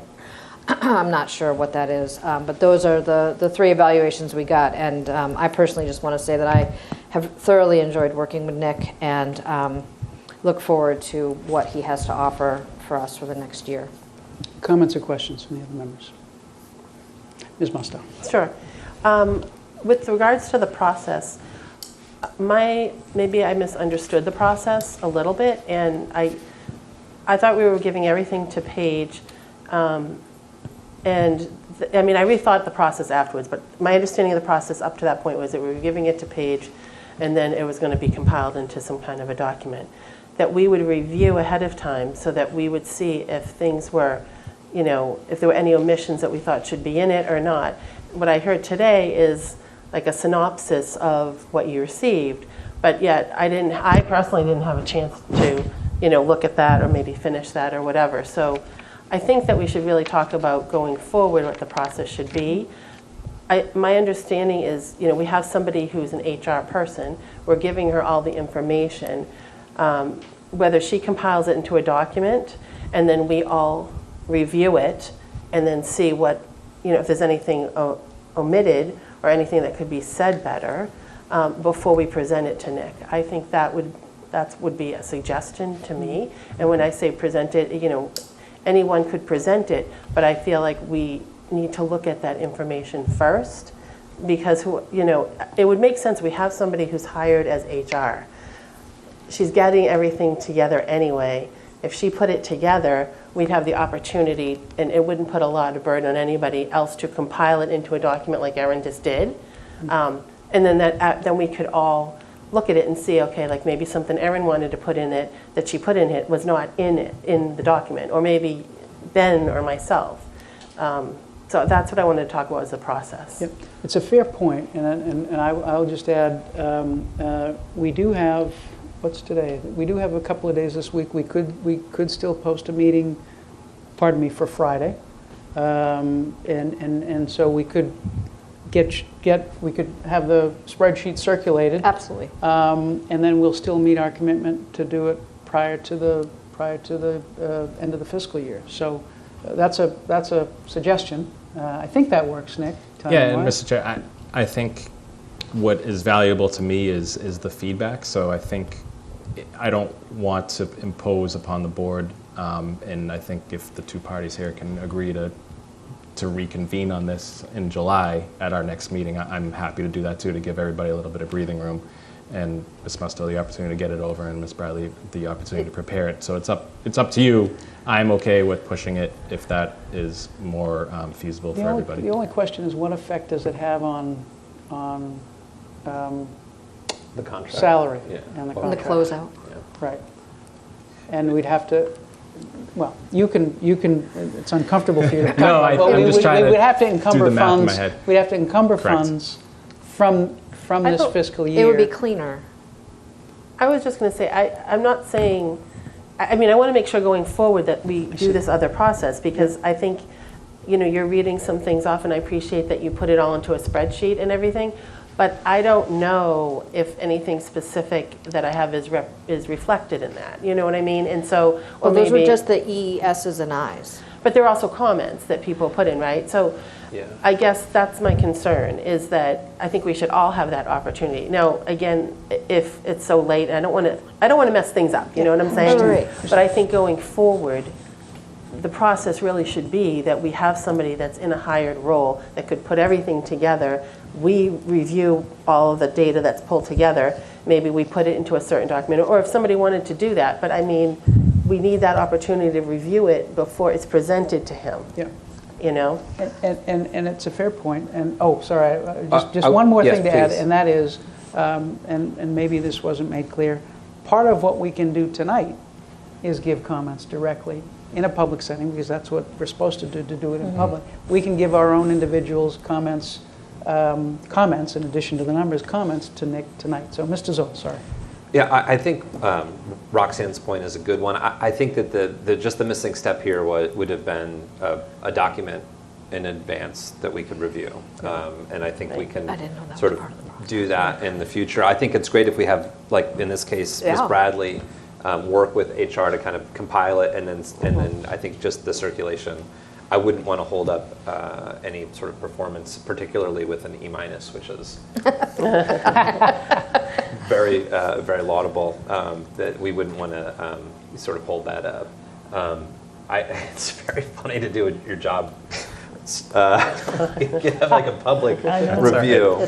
I was one of the three folks that turned in my comments, and I had shared with Nick, like, I've been in this job for not very long, and so I didn't have that much useful feedback, but I did provide some, and I think Roxanne's point is really excellent. If we could think about that for next year. For the process, maybe we just get it started a little earlier and then get kicked in the tail a little harder to get our stuff in. Well, that's the point that I was going to make, which is the process was a little bit abbreviated this year because we had a turnover in May, and it came on us suddenly, and so Ms. Bradley volunteered to take it on in a very abbreviated couple of weeks, basically, to do it. So I think the answer is to start earlier next time and make sure we get that circular. Absolutely. I am more than happy to circulate this. I didn't know that was part of the process. That wasn't what was relayed to me, and I apologize. I thought I was just doing what I was asked to do. Yep. The numbers are literally, it takes me all of, 5 minutes to put them in. It's very simple. It's E, S's, and I's for 49 questions. It's very simple.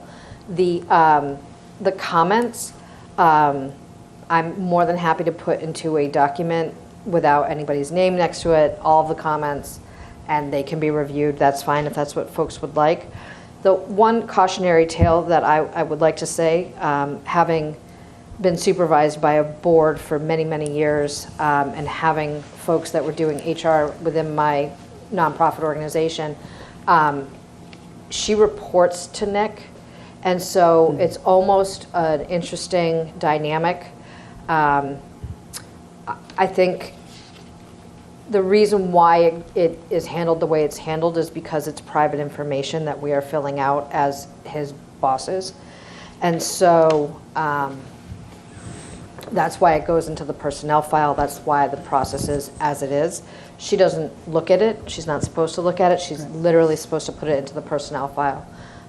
If somebody else on our board would like to take this on moving forward, that's absolutely fine. I just volunteered to do it.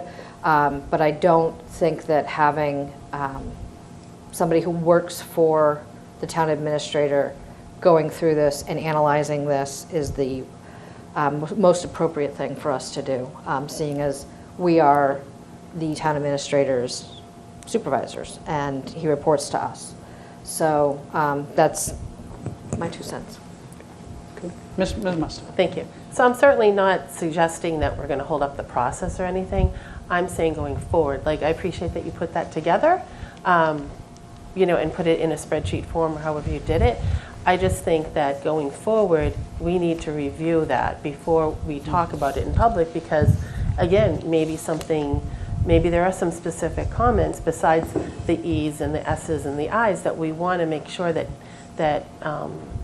Nick understands that, you know, we might have a concern in a certain area or, you know, or maybe we think he's great in a certain area and we want to put a plug in that's a positive too. So, you know, it sort of cuts both ways, but if we don't have a process for that, that's the problem. Mm-hmm. So I think for this purpose, I'm not going to hold anything up. I'm certainly fine with that, but I think that going forward, that's not cool. Like I think we have to be able to see what we're putting forward before we present it to him.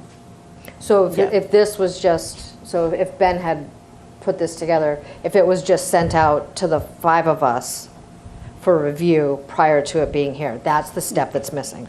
Right, because maybe there's something specific you wanted as a comment, I just was confused, right? Yeah, right. Maybe there's something specific you wanted or any of us wanted. Yep. It's just, you know, I know you're saying the E's and the S's and the I's, but maybe there's a specific comment and we don't have, like I don't know if it's in there. An I or an S? Well, I don't know if it's in there, you know, maybe it is, maybe it isn't. Right. I'm not here to debate it, but it would just be so much easier, that's all. Mr. Zoll, and then we're if all I on the could same just page. add an additional piece of information. So my performance evaluation is public and the document does become public. So the reason that we allow the individuals to go into the personnel file is in case, to give members that opportunity to be very frank in the written documents and then allow the select boards to produce a composite that pulls all of that together. So it wouldn't necessarily be a copy and paste of everybody's comments, but more of a composite that accurately reflects everybody's comments. So I think what you're getting to is having that opportunity to review that, and I think that makes sense for future, and I can be on all of you folks to get this started a little bit earlier, and it can be, maybe we'll make it the 50th category. And I'll be happy to write this all up and get it to somebody in a more composite format. So I'm wondering if you know, we have to approve an annual performance evaluation for the purposes of the contract. I think we can approve an overall evaluation, which is the E minus, right? That's the purpose of the contract. And then perhaps we at our next meeting we can ratify the actual document. Sure. After it's that been makes sense. After it's been passed around. After it's been, and then we're in compliance with the contract. We don't have to worry about any salary issues, and then we've had a chance to you know, review the actual document. Does that make sense?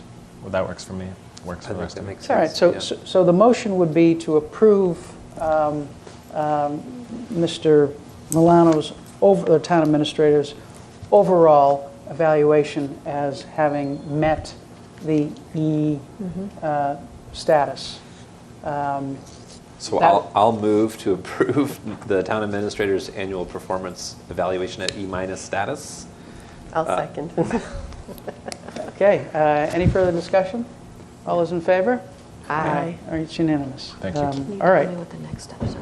Can you, just, I'm sorry. Yeah, no, not at all. Can you please now tell me or Yep. the board what the next steps are in this process? Next step is to create a document, Yep. which you have. I do. A spreadsheet with a composite Of the of verbal stuff. comments. Yep. Circulate it to all of us. Can I do that, or do I have to send it to Nick? Well, no, you can circulate it to all of us as long as you don't comment on it. I will not. Just circulate it to all of us, and then we can talk about it at our next meeting, and then make some changes at our meeting, and then vote on it. And and sorry, go ahead. I was going to say, and Roxanne, do you want me to include yours, or do you want, yes? Yeah, I mean, I have it here. I got returned back. it to, Yeah, I got it back, but you already saw it. I mean, there's really not much else. I don't think that I would change it. I just wanted to have a chance to relook at it, only because I was the first one to turn it in too, and I was like, what? I would just want to take a quick look through it one more time. Sure. That's absolutely fine. And just a point of clarification, so when Aaron circulates that, when Ms. Bradley circulates that document, the comments will be anonymized. Yes. Even Correct. though all of mine will be obvious because it'll be like, I'm brand new. But I'm going to make a composite of them. Right. So what Mr. Milano just said was, there's a composite of it. And then we can comment and like, I really wanted to include this bit. Correct. Exactly. Perfect. That's right. Thank you. And I will also include the wonderful 3-2-1 spreadsheet I did. Yes. Thank you for your, That's- thank you for your work That's on that. helpful. Appreciate that. Many thanks for the effort on that. Item 16, Town Administrator's Report. Sure, thank you.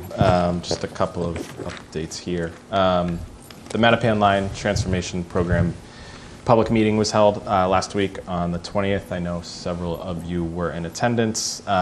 They are moving ahead with the design process for the Mattapan Line.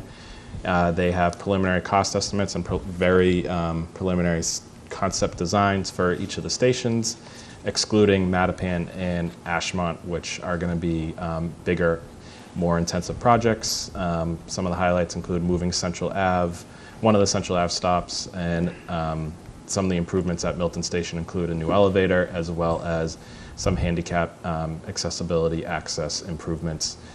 They do intend to do some short-term projects, including a paving project at the Milton Station parking lot, and another early action would be to start working on the bridges along the Mattapan line ahead of the bigger project to complete the stations, as well as the line improvements that they're planning on.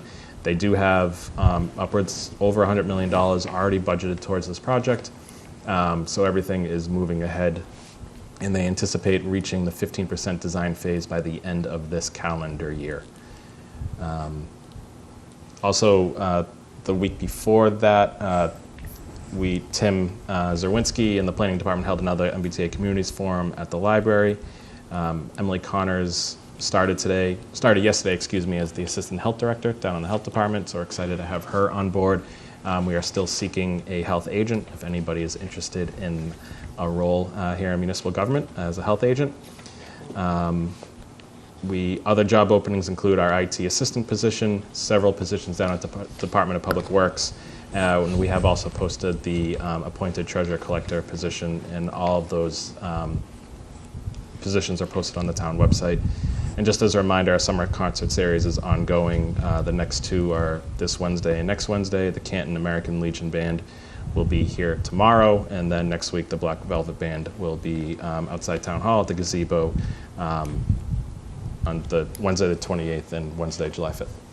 And that's it for me, Mr. Chair. Thank you, Mr. Milano. Chair's report, item 17. Oh, Ms. I had a quick question for Sure. Mr. Milano. I'm wondering if you have that ability to put that link up that we were forwarded on the noise from Mr. Corey? Yes, I can distribute that. Or put it on the website. I didn't see it there. Okay. So I I'll don't know if take you a would just look. want to mention what that is again for people that Sure, might just be watching or listening. related to the sound study down at the Reedville Yard that is, we've been working with MBTA on to allow folks to respond and provide information to the T regarding noise coming out of that station. Thank you. Thanks. And maybe we'll put that on an agenda item if we want to have a discussion of it. So maybe we can put that on the next agenda. Sure. 3 items in the chair's report. First, there was a wonderful Juneteenth celebration at the Eustis Estate last Saturday that was in no way dampened by the excessive rain on that day. And of particular note for me was the Branches Steel Drum Orchestra. All of the artists were fantastic, but that steel drum orchestra was really something. 2, I think we need to acknowledge that the Milton High School baseball team won the state championship for the 2nd year in a row, which is a huge accomplishment. And it's really the purview of the school committee to have the baseball team in. I don't know if they'd let us join that as well, but we really need to acknowledge huge accomplishment. And I will add as well, I think one of the star pitchers, who's also the quarterback of the football team, has committed to Williams College. So good news for Williams College going forward in baseball and football, at least I hope.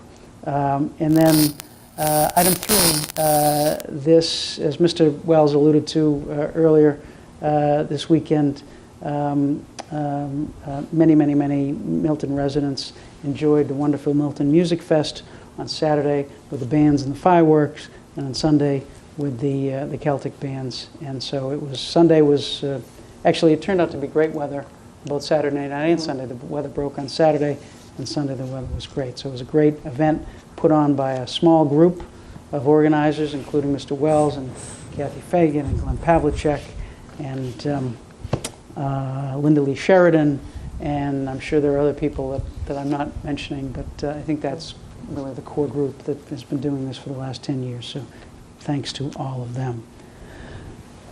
Pardon me. Item 18, public comment response. Ms. Bradley.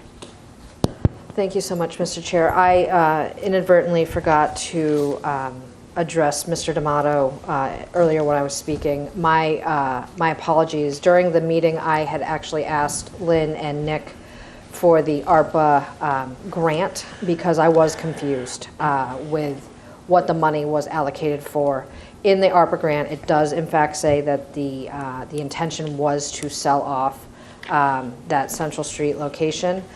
So my apologies to him, to his wife. I was confused. There was a lot of ARPA grants that came through over a year ago, and I messed up on that. So I hope that he accepts my apology and know that I did go back and look at it, and I absolutely was mistaken on that. So thank you, Mr. D'Amato, for bringing that up, and I appreciate that reminder.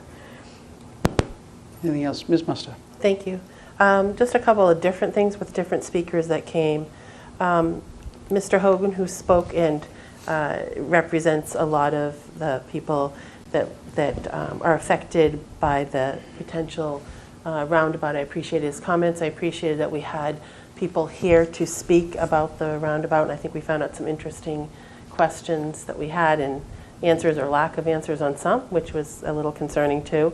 And I think that just as we talked about, we're going to move forward and see what we can do to do the right thing for the town, for safety, and for the ability for these residents to get out safely too.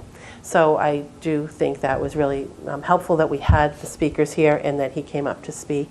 Also wanted to talk about Jackson Humphreys and Jim Davis, who both spoke about the potential reclassification of our community under MBTA communities, and for pulling a document together. I think that's tremendous. It's a lot of work to do that, and it looked like there were a lot of citations and things. So I think that's very helpful as a starting place for us, and I want to thank both of them for doing that. The other things I guess I would say is I think it's a sad day when we have a select board member who steps away from the table, and I think that has to be acknowledged.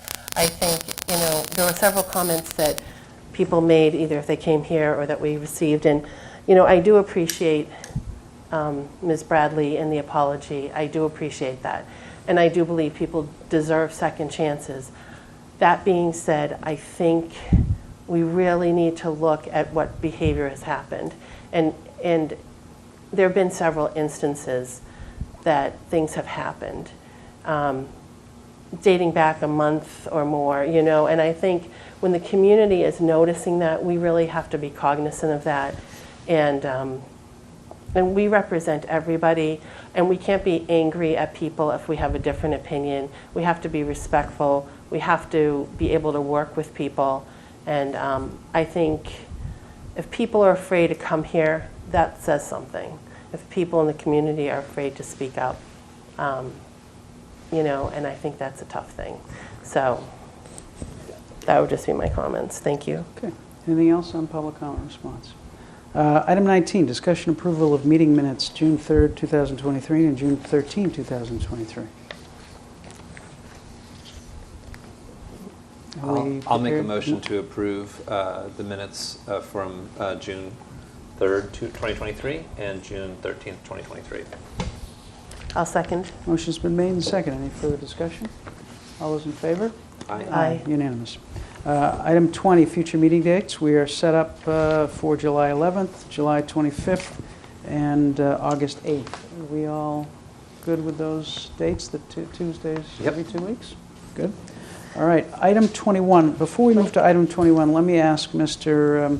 Milano, should we defer on items 24 and 25 after executive session?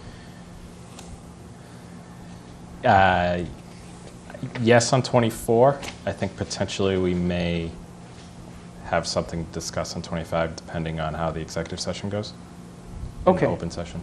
So then we have to come back. If we may come back, we have to come back. Right. Oh, I'm sorry. Yes, that is correct. So we'll and we can always, if we have nothing to do, we'll just defer at 25. So we're going to go into executive session, and we have executive sessions for items 21, 22, and 23. Correct. All right.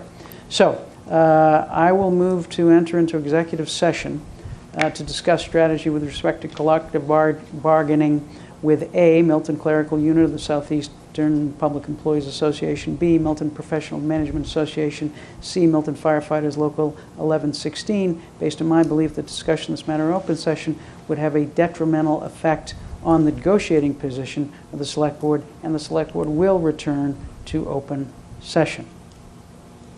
Second. Motion's been made and seconded on. This is a roll call vote. Ms. Musto? Yes. Mr. Zulish, yes. Ms. Bradley? Yes. And Mr. Zoll? Yes. I move to enter into executive session and discuss the purchase, exchange, lease, or value of real estate. Blue Hill Ave, B75, and 676 Brush Hill Ave, B74, based on my belief that discussion of this matter open session may have a detrimental effect on the negotiating position of the Select Board. The Select Board will return to open session. Second. Motion's been made and seconded. Any further discussion? It's a roll call vote. Ms. Musto? Yes. Mr. Zulish, yes. Ms. Bradley? Yes. Mr. Zoll? Yes. And finally, I move to enter into executive session to discuss the purchase, exchange, lease, or value of real property, the Town Landing, Wharf Street, based on my belief that discussion of this matter in open session may have a detrimental effect on the negotiating position of the Select Board. The Select Board will return to open session. Second. Motion's been made and seconded. Any further discussion? All those in favor, Ms. Musto? Yes. Mr. Zulish, yes. Ms. Bradley? Yes. Mr. Zoll, yes. Yes. So we are moving into executive session, and we will return to speak about item 25. Thank you.